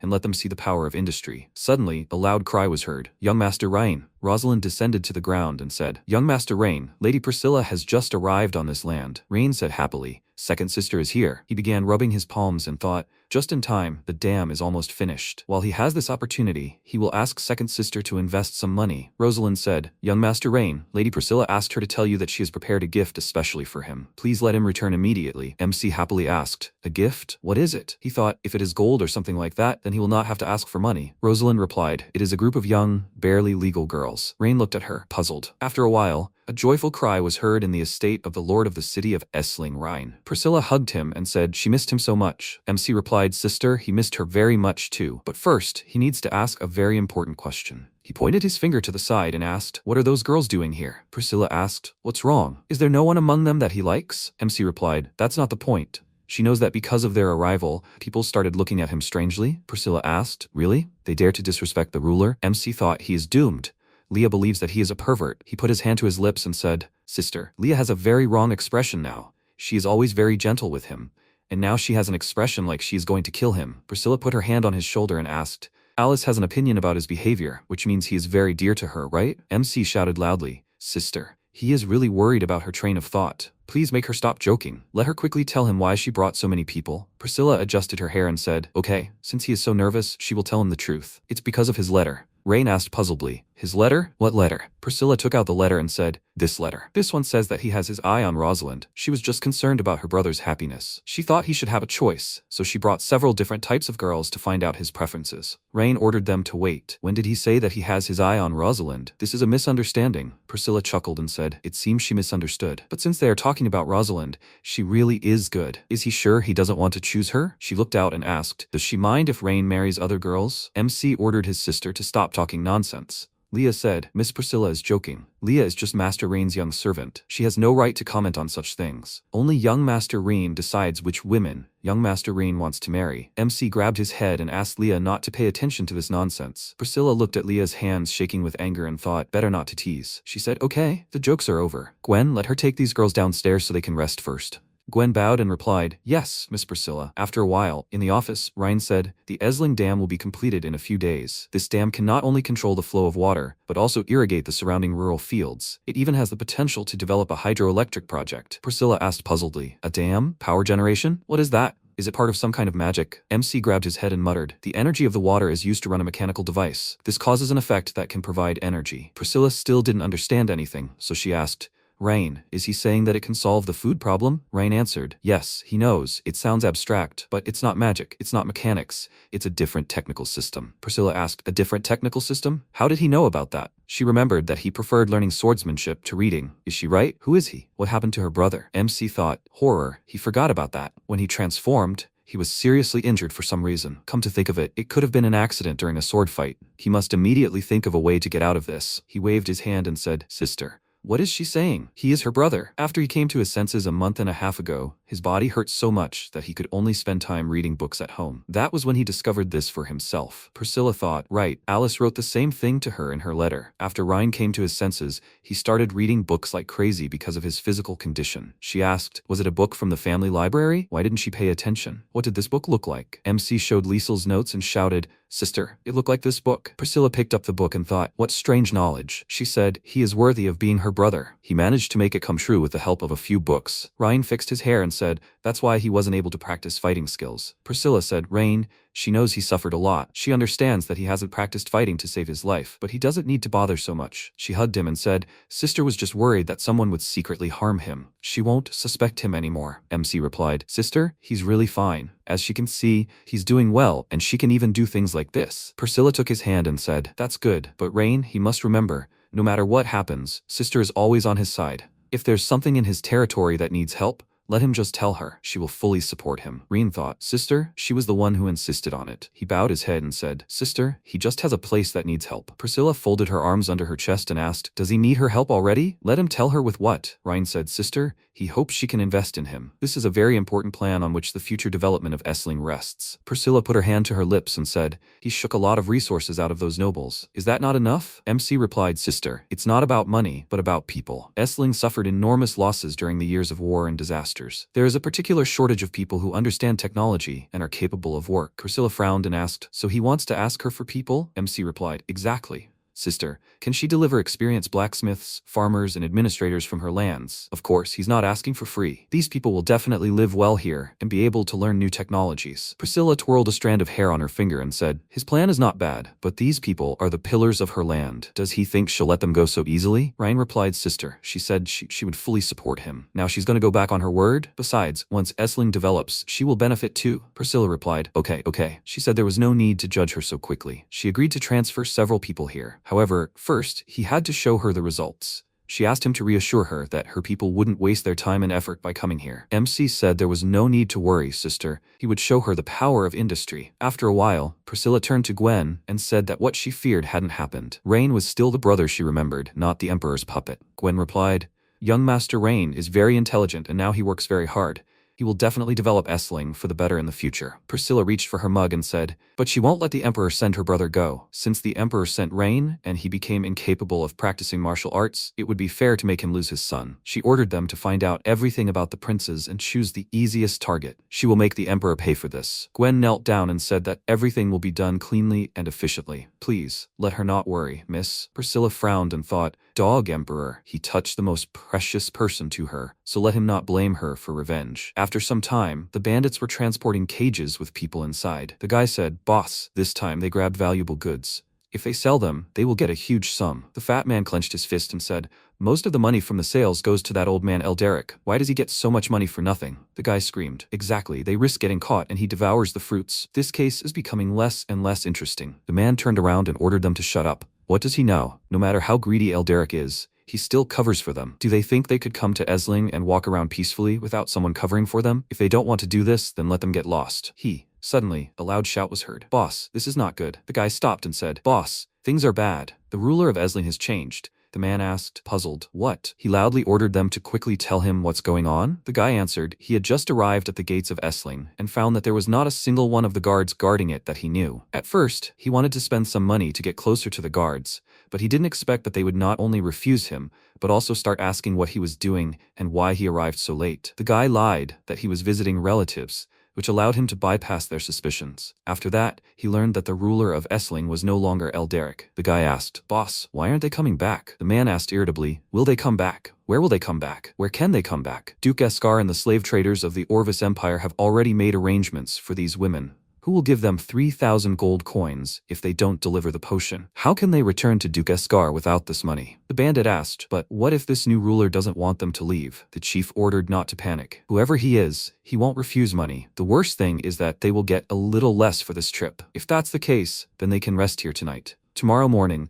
they will pretend to be a caravan of merchants and take more women with them. They will see how well they can blend in. If it works, they will make more trips. The fat man asked, boss, if they figured it out, can they be free tonight? The guy said happily, yes, boss. They don't know whether they will die or survive tomorrow. Maybe he will let the brothers have a little fun before they die? The fat man said, exactly. The boss closed his eyes and said not to touch the redhead, and they can use the rest as they want. The guys shouted happily, thank you, boss. The men laughed and turned back to where the people were sitting in the cages. After a while, a shout was heard. Let them move. They will spend the night in the cave tonight. The bandits shouted, yes, sir. The girl was crying and begging them to let her go. She was begging. The fat man held out his vile hands and asked her not to be afraid. Big brother would be very careful. She screamed in fear. No. Suddenly an order was given. Enough. Rosalind said, who are they? The bandits turned to her and asked, is that a woman? She looked at them with a serious expression and asked, who are they, and what are they doing with that girl? They looked at her with smiles and asked, I wonder what they are doing. They were just having fun, and why don't she join them? That's right, they guarantee she will have a great time. She started running away very quickly, which surprised both of them. She struck incredibly fast with her spear and broke the head of one of them. The second bandit was very scared because of this and screamed loudly in fear. However, she quickly ran up to him and blew her spear. The rest of the bandits ran out of the cave and said that something was wrong. They saw her slowly walking towards them and emitting very evil energy. They ran back and loudly called for help from the boss. He heard their screams and wondered, what's going on there? He came out of the cave and saw Rosalind kill his gang members. The surviving gang members ran to him and called for help. He said with a displeased expression that he did not understand how they offended her. She asked, they kidnapped this girl. Is that not so? He said that she understood everything wrong. They are slave traders from the lands of Duke Eska. He showed a document and said that they are here to deliver these slaves to their masters as directed by the Duke. These are their official documents. She read it and thought that she remembered what Lord Ryan had said about this Duke. Earlier, he said that while she would patrol for the next few days, he asked her to help him keep an eye on everyone who arrived from Duke Eska's side. She agreed and asked if there was anything she should pay special attention to. He said with a smile that she should look for trouble. For now, the gang leader handed her a gold coin and asked if it was a misunderstanding. Could they pretend it never happened? She thought that although she didn't know what the young master meant by looking for trouble, now was the only thing she could do. She waved her spear and asked how dare they make trouble on the young master's territory? They must all kneel submissively, or they would only have themselves to blame. He became indignant at this and said that she shouldn't have started this. She was surrounded by his gang's men, and he asked if she really thought she could get out alive after facing so many people. Rosalind expertly swung her spear and said loudly that she would repeat, they must surrender or die. He ran towards her with his sword in his hand and said loudly that she wanted to die. He tried to attack her, but she threw him aside with a slight movement of her spear. She kicked him and threw him aside. When he fell to the ground, she put a spear to his head and said that if they all did not want to die, they should kneel. Knights galloped up to them. One of them called her and asked if she was okay. She said with a serious expression that they should arrest all these people, throw them in the dungeon, and wait for the young master's decision. After some time, Rosalind knocked on the door of his office, gave her name, and told the young master that she had something important to report. Having received permission to enter, she entered, knelt down, and said that she had recently caught a caravan from the lands of Duke Eska. The protagonist, with a joyful look, said that she found the problem very easily. He praised her and asked what this caravan was doing. She stood up and said that it was a caravan delivering slaves. They had documents from Duke Eska. She noticed his reaction and called him over with a slightly worried look. He asked, with a displeased expression, how dare they sell his labor force? These freaks are looking for death. After this, he and Leah came to the dungeon where the gang leader was chained. He looked at him with a calm expression and said that they were quite impudent bandits to dare sell people on his territory. He looked at him with a wide smile and said that he was the one who was impudent to dare to oppose Duke Eska. Although he did not know how he deposed that idiot Elderic and became the new ruler, he advised him to humbly ally with them, or his end would be miserable. He calmly looked at him and said that it sounded like the previous ruler had been in alliance with them for a long time. He agreed with a smile and said that they sold a lot of women to the Orvis Empire every year. Today, he had only seen a small part of them. He looked at him with a serious expression because of what he heard and asked, does that mean they are hiding more women? Where are they? He laughed out loud because of this and asked, does he seriously want to know this? Then he should fall on his knees and beg him. However, even if he begs him, he still will not tell. He walked up to him and said that their lives are now in his hands. If he remains stubborn, then he guarantees that they will regret remaining alive. He did not take his words seriously and said that Duke Eska is protecting him. If he kills him, he can consider that he signed the death warrant. MC, with a calm expression, said that on his land, Duke Eska's protection is useless. He, with a displeased expression, said that he should stop pretending. He can't even think about being able to scare him. He called Leah with a smirk and said that she should teach him a lesson. She immediately pulled out a knife, which she immediately threw at the bandit's shoulder and agreed with the young master. He fell to the ground and screamed loudly in pain. He said with a frightened look that there was an abandoned hunting lodge in the southern forest where the rest of the goods were. He started to leave and said that Rosalind should take the cavalry and move out.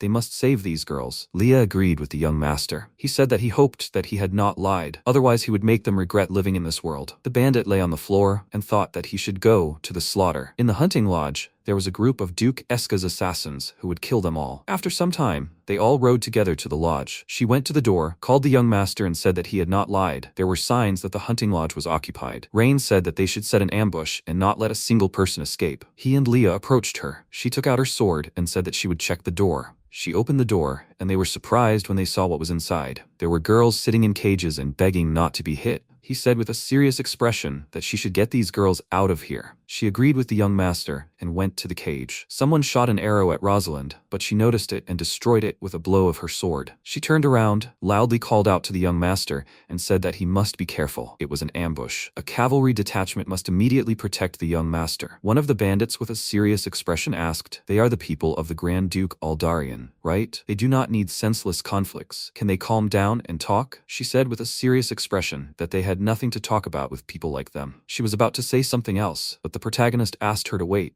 He asked what they wanted to talk to him about. The bandit said with a smile that they had been selling slaves to the Duke of Eska for years. High-quality slaves could be sold for more than 1,000 gold coins. Even the worst one could bring 100 gold coins. As long as he cooperated with them, they would be able to not only share the profits with him every year, but even find some goods according to his desires. How about if they delivered them to them for free? Rosalind was indignant about this and was about to say something, but he smirked and said that it sounded good. How much was he going to give him? This surprised her greatly, and she turned to him with a shocked expression. The bandit said with a smile that if he allied with them, they would give him 10,000 gold coins every year. He asked with a smile, did they take him for a poor man? His sister gives him more money every month for personal expenses. He was confused by this and asked my lord then, how much amount does he want? He asked, how about 100,000 gold coins a month? The bandit was indignant because of this and asked, is he joking with him now? They don't get that much money a year from selling slaves. MC with a calm expression on his face said that if they don't want to pay, they can forget about it. He with a serious expression on his face told Rosalind that she should turn them into arrow cushions. She agreed with him and the knights took aim at them. The bandit was worried about this and said that he should wait. They can't make a deal because of such a large amount. He asks to let them return and report to Duke Eska. He thought that if they can escape, they will be able to report to Duke Eska so that he can send his warriors. He doesn't believe that he won't be able to kill their small group. He took out a bag of money and said that to prove their sincerity, they could leave 10,000 gold coins first. He refused this with a calm expression and ordered them to act. Rosalind agreed and was about to attack with her warriors. The bandits decided to escape, went outside and decided to retreat to the back mountain. She climbed on her horse, loudly called the archers and said loudly that they must shoot immediately. They cannot let them escape. They began to shoot from the bow, but the bandit leader turned around and began to use a shield made of the water element. He created a barrier with which he blocked all the arrows. She jumped very high, landed next to him and slashed with her sword, but missed. She said that all their people were already under their control. She raised her head with a serious expression and said that they should obediently accept their death. The bandit with a displeased look saw his comrades being killed and thought that if this continued, they would all die here. He saw Ryan standing nearby alone, and thought that this was the only chance to escape from here. He ran to him and said loudly that they should cover him and he would capture that guy. His gang members agreed and turned to him with weapons in their hands. Rosalind held back the attacks of several opponents, called out to the young master and said that he must be careful. Everyone must immediately protect the young master. They cannot let these freaks harm him. The knights ran to his aid, but the bandit was faster. He took out a dagger with a serious expression and said that he asked for it. He was surprised because he heard Leah ask, did he want to die? She struck him hard in the face with her fist and threw him back hard. He flew several meters on the ground and asked, is this woman not an ordinary servant? He jumped towards her with a dagger in his hand and loudly wished her death. She kicked him hard and sent him flying again. He fell to the ground next to the knights, who immediately surrounded him. She jumped towards him and asked, did he dare to raise a hand against the young master? To everyone's surprise, he didn't lose consciousness, threw a dagger at the protagonist, and loudly wished him death. She was surprised by what happened and loudly warned him of the danger. The dagger hit his shoulder, but he endured the pain from the wound. Everyone was very worried about what happened, but he, with a calm expression, said that they didn't need to panic. They needed to hold the line. The girls ran to him and loudly said that the young master was wounded. They must quickly protect the young master. The bandit, with a serious expression on his face, thought that he should use the chance to escape. They ran up to him. Rosalind turned to the knights and said that they must stop the chase. They needed to bring the young master back immediately. She called Leah and said that she should quickly bandage his wounds. She was surprised when she saw that she was not nearby and asked where she had gone. Taking advantage of the situation, the leader of the bandits ran into the forest and thought that he needed to escape quickly. He must survive and convey the news to Duke Eska. He noticed a person standing in his way and asked who was there. It was Priscilla, who with a calm expression wished him good evening. He stopped and thought that this woman did not look particularly dangerous. She said with a small smile that he should let her introduce herself. She is the eldest daughter of the Duke of Aldarian, the ruler of the lands of Turland. He was very surprised because of this, and asked, "Is she the eldest daughter of the Duke? Why is she doing this at all?" He wondered if Duke Eska's deeds had been exposed. She said with a smile that the other side with whom they had fought in the valley before. These are the soldiers of the Duke's second son, her younger brother. He was very worried about this and wondered, was that man really the Duke's son? She said that the harvest tonight was big. Her brother's growing up, it's a pleasant surprise. He asked with a confused look, what did she mean? She went to him and said that her brother did not disappoint her after all. He was still an intelligent and calm person, able to maintain composure even when meeting trash like him. He could relax. She would not take any steps today. He asked, what did she mean by that? She said that she was just a spectator. After all, today he had provoked the most cruel person he could ever meet. Leah was standing behind him with a frightening expression on her face. The bandit started to turn around with a frightened look and wondered what was going on. His body was shaking badly. He turned to her and asked, was it her? She asked, does he think he can escape after harming the young master? He was very scared because of this and asked for mercy. However, she did not listen to him. She used magic and he was very surprised by this. He, with a frightened look, wondered what was happening to him. He cannot breathe. This is simply impossible. What kind of magic is this? She used magic to lift him into the air, drew a symbol of energy and read a spell. He began to feel severe pain and screamed loudly before cruelly dying from this spell. Because of this, his blood flew in different directions, and she created a barrier so as not to get dirty,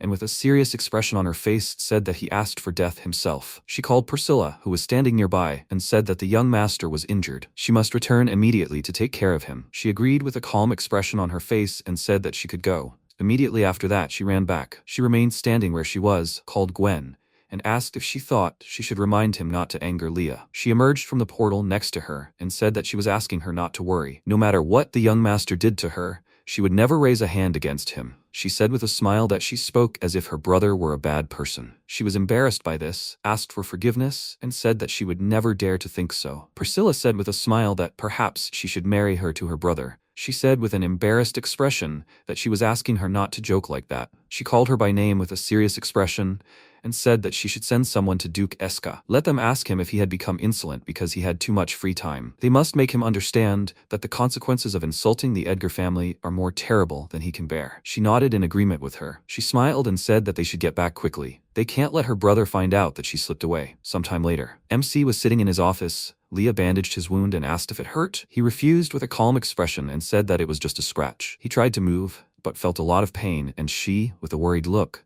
said that he shouldn't move. While his wound was healing, he was strictly forbidden to go outside. He touched her face with his hand and said that she shouldn't worry. It was just a scratch, and there was nothing to be afraid of. She refused and said that she wanted him to go and rest immediately as soon as she bandaged his wound. At that moment, Priscilla entered the office, called him loudly by name and asked, she heard that he was wounded. Is it true? She ran very quickly to his desk and said that he should quickly let her take a look. Will this affect his life in the future? He said with a calm expression that the wound was really not serious. It was just a scratch. Leah, looking worried, told the young master that he should be more serious. She started crying from worry and said that if the dagger had deviated even by a millimeter, his life would be in danger. She, with a serious expression, said that she was right. He couldn't joke around with his life like that. Maybe he could tell her what was going on. He said that Rosalind had caught a group of bandits transporting women, and after a thorough interrogation, he learned that they were hiding some slaves in the valley. He led people to the village and found the imprisoned women, but when negotiations failed, a fight broke out. It was too dark. He didn't see the dagger thrown from the other side, and that's why he scratched his shoulder. She, with a serious expression, asked where these bandits got so much courage. Don't they know that slavery is prohibited in the Edgar family's lands? Leah called her name and said that according to the men in black, they were Duke Eska's men. Priscilla asked with a smile, how could that coward Eska dare to do such a thing on their lands? He said it was probably because Elderic was his insider. Judging by their tone, they must have made a lot of money over the years. She said that he had caused them a lot of trouble. However, what was he going to do now that everything had come to light? He held his injured shoulder and said he would check them tomorrow. He was short of manpower. If they have nowhere to go, they can stay in Esling. He will make sure they get a basic education and find them jobs in the city. She said it was a good idea. It will not only help them, but also replenish the city's workforce. He is getting wiser. He said that she should not praise him so much. He just wants to contribute to the family. She agreed and said that then she will not disturb his peace. Now he needs to be careful. His older sister is worried about him. He said that he understood her. She covered her smile with her hand, called Leah, and said that her brother's safety is in her hands, every aspect. She blushed a little and said that she can be sure she will never let the young master get hurt again. She laughed a little and left the office, where Gwen was already waiting for her. She called her and asked, "Is the young master okay?" She said that nothing serious, just a few small wounds. However, she is very unhappy. She called Knox and said that he needed to help her with something. He immediately emerged from the portal next to her and said that he was asking for instructions. She said that he should go to the dungeon and ask the bandit leader what else he knew. He must not forget that he must stay alive. After all, her brother was supposed to interrogate him tomorrow, so he couldn't die. Sometime later, Armando came to Rain's office and told the young master that he admitted defeat and wished to serve him. He mockingly began to say that he wanted to die instead of serving a nobleman. After all, he was a young man with ideals and convictions and would rather starve to death. He stopped because his wound opened and he cried out in pain. He looked at him with a confused look and wondered, does this guy really deserve his loyalty? He looks like an idiot. The system notified that his loyalty had increased to 95 points. He thought that this guy was now completely impressed with his steam engine technology. However, now he must obediently go to work in the factory and correct himself. He called the young master and said that he knew he was wrong and asked him to stop joking. Could he do anything? He called him by name and said that he solemnly wanted to ask him this time. Did he want to serve him? He agreed and said that he wished to serve him and be his loyal subordinate. He got a second subordinate and said that then he could transgress today. He would be the first director of the workshop in Essling. He looked at him with a puzzled look and asked what a workshop director does. He was an alchemist after all. He handed him a drawing and said that he should take it and study it carefully. As soon as the dam was built, they would begin to accelerate the industrialization of Essling. Armando opened the drawing and thought that even Professor Liesel had not explained these drawings to him. How could he be smarter than her? At that moment, Rosalind ran into the office and loudly called the young master. The protagonist looked at her and asked what happened. She said that there was an urgent incident. The leader of the bandits was killed in the dungeon last night. Hearing this, they all came to the dungeon where the dead bandit lay. He looked at it and asked when they found out that he was dead.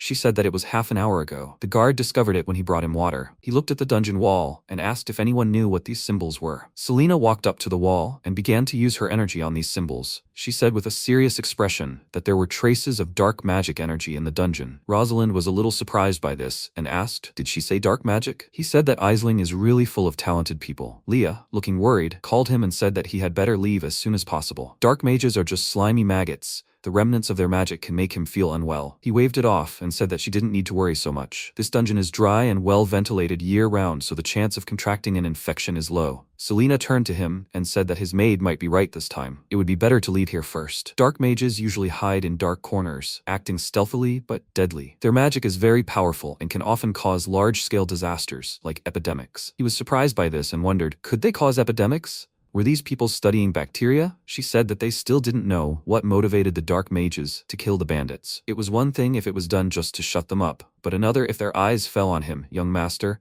They should think of everything in advance. Sometime later at the Essling orphanage, MC stood in front of the children in the classroom, stated his name, and said that he was the ruler of Essling. Yesterday he saved them from bandits, and now they had two choices. First, tell him where their home was, and he would organize a trip to return them there. Second, if they had nowhere to go, he would find them a job that included food and a place to live so they could stay here, and from then on, they would be his subjects. He patted one child on the head and asked, so does anyone remember where their home is? The children were silent, and he asked, don't they remember where their home is? Iuria called him over and said that most of these children were kidnapped at a very young age, and they had been through too much deception and intimidation. They probably didn't even believe that he was really trying to help them. He would have to earn their trust for a very long time. He looked at her with a small smile and said that it wasn't necessary. He was the best with children. He called Leah and said that she should go to the kitchen and bring some dessert, preferably cookies and a big one. They are all hungry, aren't they? These are the best cookies in Eiling. They can try them. The children looked at him with disbelief and said nothing. He held out a cookie and said that she could try it first. She didn't have to eat it if she didn't like it. He would never force them to do anything. The girl took the cookie from his hands, tried it, and liked it. The other children became interested in this, and all took the cookies he brought.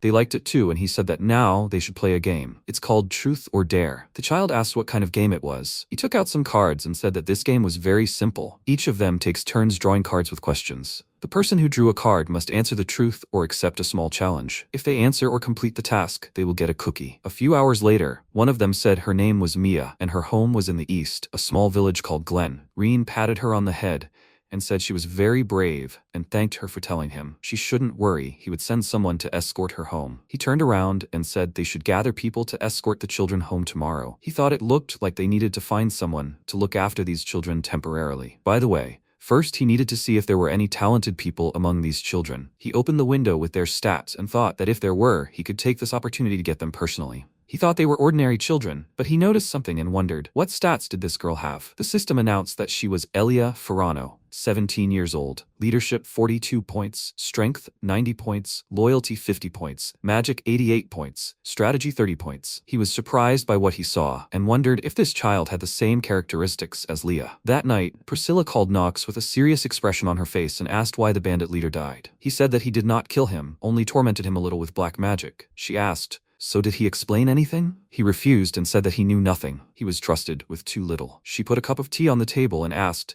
since he knew nothing, why would someone need to kill him? He said that he assumed that his death might not be connected with some knowledge, rather it was supposed to serve as an impetus for something. Some black magic spells require the death of a person. She asked with a serious expression, did he understand that he must protect her brother? He agreed, and she thought that it seemed like she finally succeeded this time. At the same time, in the Duke's bedroom, Eska. He was sitting on the bed with two girls, but a knight came to them and said that he apologized for disturbing them. However, a high-ranking guest arrived to see him. He asked with a serious expression, who was disturbing him at such a time? He said it was Lord Elderic of Asling. He said that he had something important to discuss. He wondered if he had come at such a time to present a new gift. He got out of bed and said that he should take him to the office, and he would be there soon. He thought with a wide smile that all the girls he sent were very beautiful. It seems that tonight they will bring a new beautiful girl. He came to the office and said that they had not seen each other for a long time. He showed up so late in person. It seems that he has very good goods. Elderic with a serious expression said that he apologized for interrupting his pleasant pastime. This time the gift was not a woman, but good news. Eska sat down on a chair and asked what this news was. He said that he was kicked out of Esling by the third son of the Grand Duke. In the future,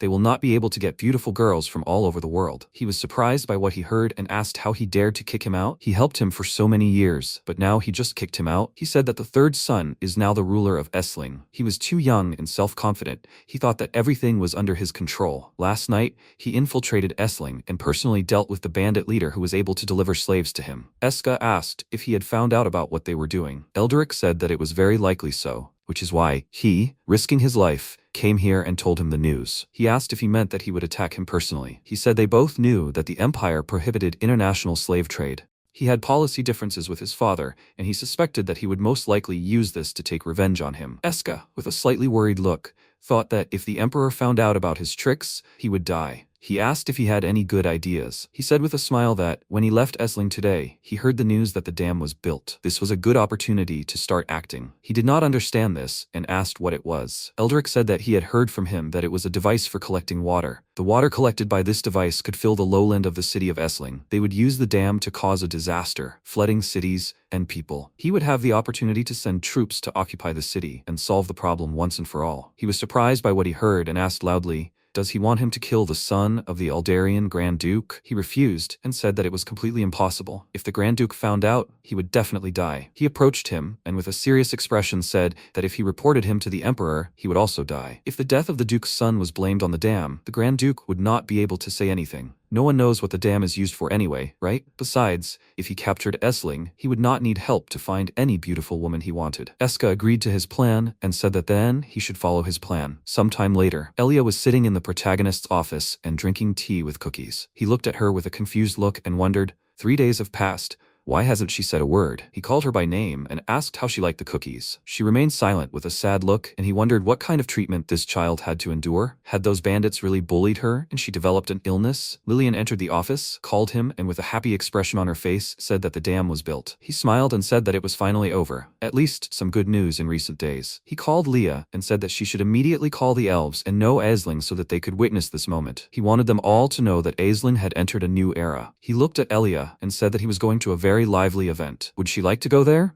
Not only would there be delicious food and drinks, but there would also be a lot of children her age with whom she could play. She sat down sadly and said nothing. He said that he would leave 2 maids here to keep an eye on her. If she wanted to go, she could just tell them. After some time, many high-ranking officials gathered at the dam. The elf queen asked the young master, will this dam withstand so much water? Even they, elves, are powerless when faced with mountain streams. MC, smiling, told Her Majesty that she need not worry. He personally thought out every aspect of the dam, and the design is completely tailored to the laws of nature and the principles of engineering. Today they will will see the true power of this structure. Selena flew to them and told the young master that everything he ordered had been carried out. They installed 3 thick chamber slabs at the outlet of the dam so that it can withstand the water pressure. Under the stone slab is an iron reducer that regulates the water flow and prevents the dam from suddenly getting out of control. He praised her and said that today he would be happy to share with them the first release of water since the dam was completed. Together they would witness how this great project would bring new life and hope to Essling. The queen told the young lord that there was so much water on the other side. If he was not careful and an accident happened, the farmland below would suffer terribly. Priscilla asked, "The dam is so massive, is it really safe to release water like this? They cannot joke with the lives of ordinary people." He said with a calm expression that they need not worry, this small stream of water will not harm them. The dam design had been tested and approved many times, and he personally was absolutely confident in its safety. He thought that today, the water would immediately flow down and the farmland would be irrigated, and this would change the future of Essling. He said with a small smile that they need not worry, this dam would be a miracle that they would all witness today. The elf queen said that then they should watch it together. The 3 of them walked up to the lever and put their hand on it. At that moment, Eldrick flew up to them, laughed, and called out to the master. They all turned to him, and he said with a wide smile that they hadn't seen each other for a long time. She looked at him and asked who this man was. Priscilla, with a displeased look, said that he was the previous ruler of the city, who had recently rebelled and been driven out by her brother. Ryan called him by name and said that he felt like he had died in the previous war. He didn't expect that he was living so well. What was he doing here? He looked at them with a smile and said that he had now joined the Orvis Empire and become a nobleman. He asked with a calm expression, so he interfered because he was dissatisfied with the treatment of aristocrats in the Orvis Empire. He said with a mad look that he had come here to take revenge. He started laughing and asked, did he decide to take revenge alone? Did he eat something poisonous that destroyed his brain? Eldrick laughed and asked, does he think he would break into Essling alone? Does he consider him an idiot? He sent a team of strong men upstream. As soon as he gives the order, they will use powerful water elemental magic, a stream that will fall from above onto the dam, go downstream and destroy his dam, which was supposed to be a miracle, and it will kill all of Essling. The queen was surprised and worried about what she heard. Priscilla was very angry about this and asked, how dare he? She swears on the name of the Edgar family, no matter which empire he escapes to, she will bring him back. He laughed loudly and said that her expressions of impotent rage made him laugh very much. He launched a ball of energy into the air and loudly said that they should die in the flood. A ball of energy exploded in the sky, and at that very moment, a huge amount of water began flowing toward the dam. The Elven Queen was surprised by what she saw, called him, and said that they needed to get out of there quickly. It was too dangerous. The protagonist stood calmly in place and said that they didn't need to panic, that no matter how much water he released, the dam would never collapse. She looked at him with concern and asked if he was absolutely sure of that. She was about to say something else, but he said that he had already taken all the safety measures. Every stone slab and every set of gears had been calculated. No matter how powerful the flow, it couldn't destroy the stone project. He pulled the lever and opened the dam, through which water began to flow. However, the plates couldn't withstand the force of the water and began to crumble under the torrent. Eldrick began to laugh and said that his dam was completely useless. The queen, looking worried, said that the dam really was failing. They needed to get out of here quickly, otherwise the current would swallow them up. Priscilla, looking worried, said he should leave with her quickly. MC calmly looked at the powerful flow of water and said they shouldn't panic. That much water wasn't enough to destroy his dam. Is that all his current can handle? The stone slabs continued to crack under the flow of water. Eldrick began concentrating energy in his hand and asked, does he still dare to be stubborn? His dam was already crumbling. If he wanted to die so much, he would grant his wish. Using his energy, he increased the flow of water, and another slab was destroyed. The Elven Queen looked at this from the edge of the dam and asked if everything was all right. Priscilla called him and said that they really couldn't stay here any longer. He called them with a calm expression and said that it was too early to worry. They should wait a little longer. Eldrick continued to concentrate the energy in his hand and said that he would let his dam collapse along with his stupidity. He again intensified the flow of energy, which broke another plate. They were both surprised by this, and his sister asked how this was possible. The third section had already been washed away. Rain said with a smile that it had finally begun. The mechanisms began to move, the shutters opened, and one of them asked if the water had changed its course. Priscilla, with a surprised expression, asked, is this flow of water heading towards the lands? He thanked Eldrick with a smile and said that if it weren't for him, he would have had to spend the magic of his mages to irrigate the fields. He was indignant about this and asked if he had used his magic. He said with a small smile that this dam, from the very beginning, had not simply stopped the water, but had used the power of the flow to irrigate all the lands. The greater the flow, the more abundantly the lands would be watered. He was grateful to him for that. He was very angry about this and said that it was impossible. He calmly looked at him and said that it looked like his great plan had failed. So shouldn't they talk about what they didn't have time to talk about last time? He began to fly away with a displeased look and said that he was lucky this time. However, they would meet again soon. He calmly looked at him and said that he came and went as he pleased. Does he seriously think that his city is an amusement park? He called Selena and said that she should catch this idiot and bring him to him. She began to use magic and agreed with the young master. She used high-level lightning magic, thunder. She attacked him with a powerful stream of energy, and he didn't have time to defend himself. The protagonist, with a calm expression, said that he proposed to continue discussing the investment plan where they had previously settled. After some time, the three of them came to the office, and the queen said that his dam had finally opened her eyes. Priscilla agreed, and asked what they should do with the investment plan he was talking about. He said with a smile that the dam had solved the water problem that was causing inconvenience to the city, but to make Esling seriously rise, they needed to invest in a prosperous economy. She asked if he wanted to organize trade caravans. He refused and said that they would receive money for it. She asked if he wanted to raise the toll. However, this would most likely cause discontent among the merchants. After all, he had eliminated Caesar and his gang for arbitrarily collecting tolls. He refused and said with a serious expression that he wanted to create a society that would serve the merchants, to make them leave all the money they earned here.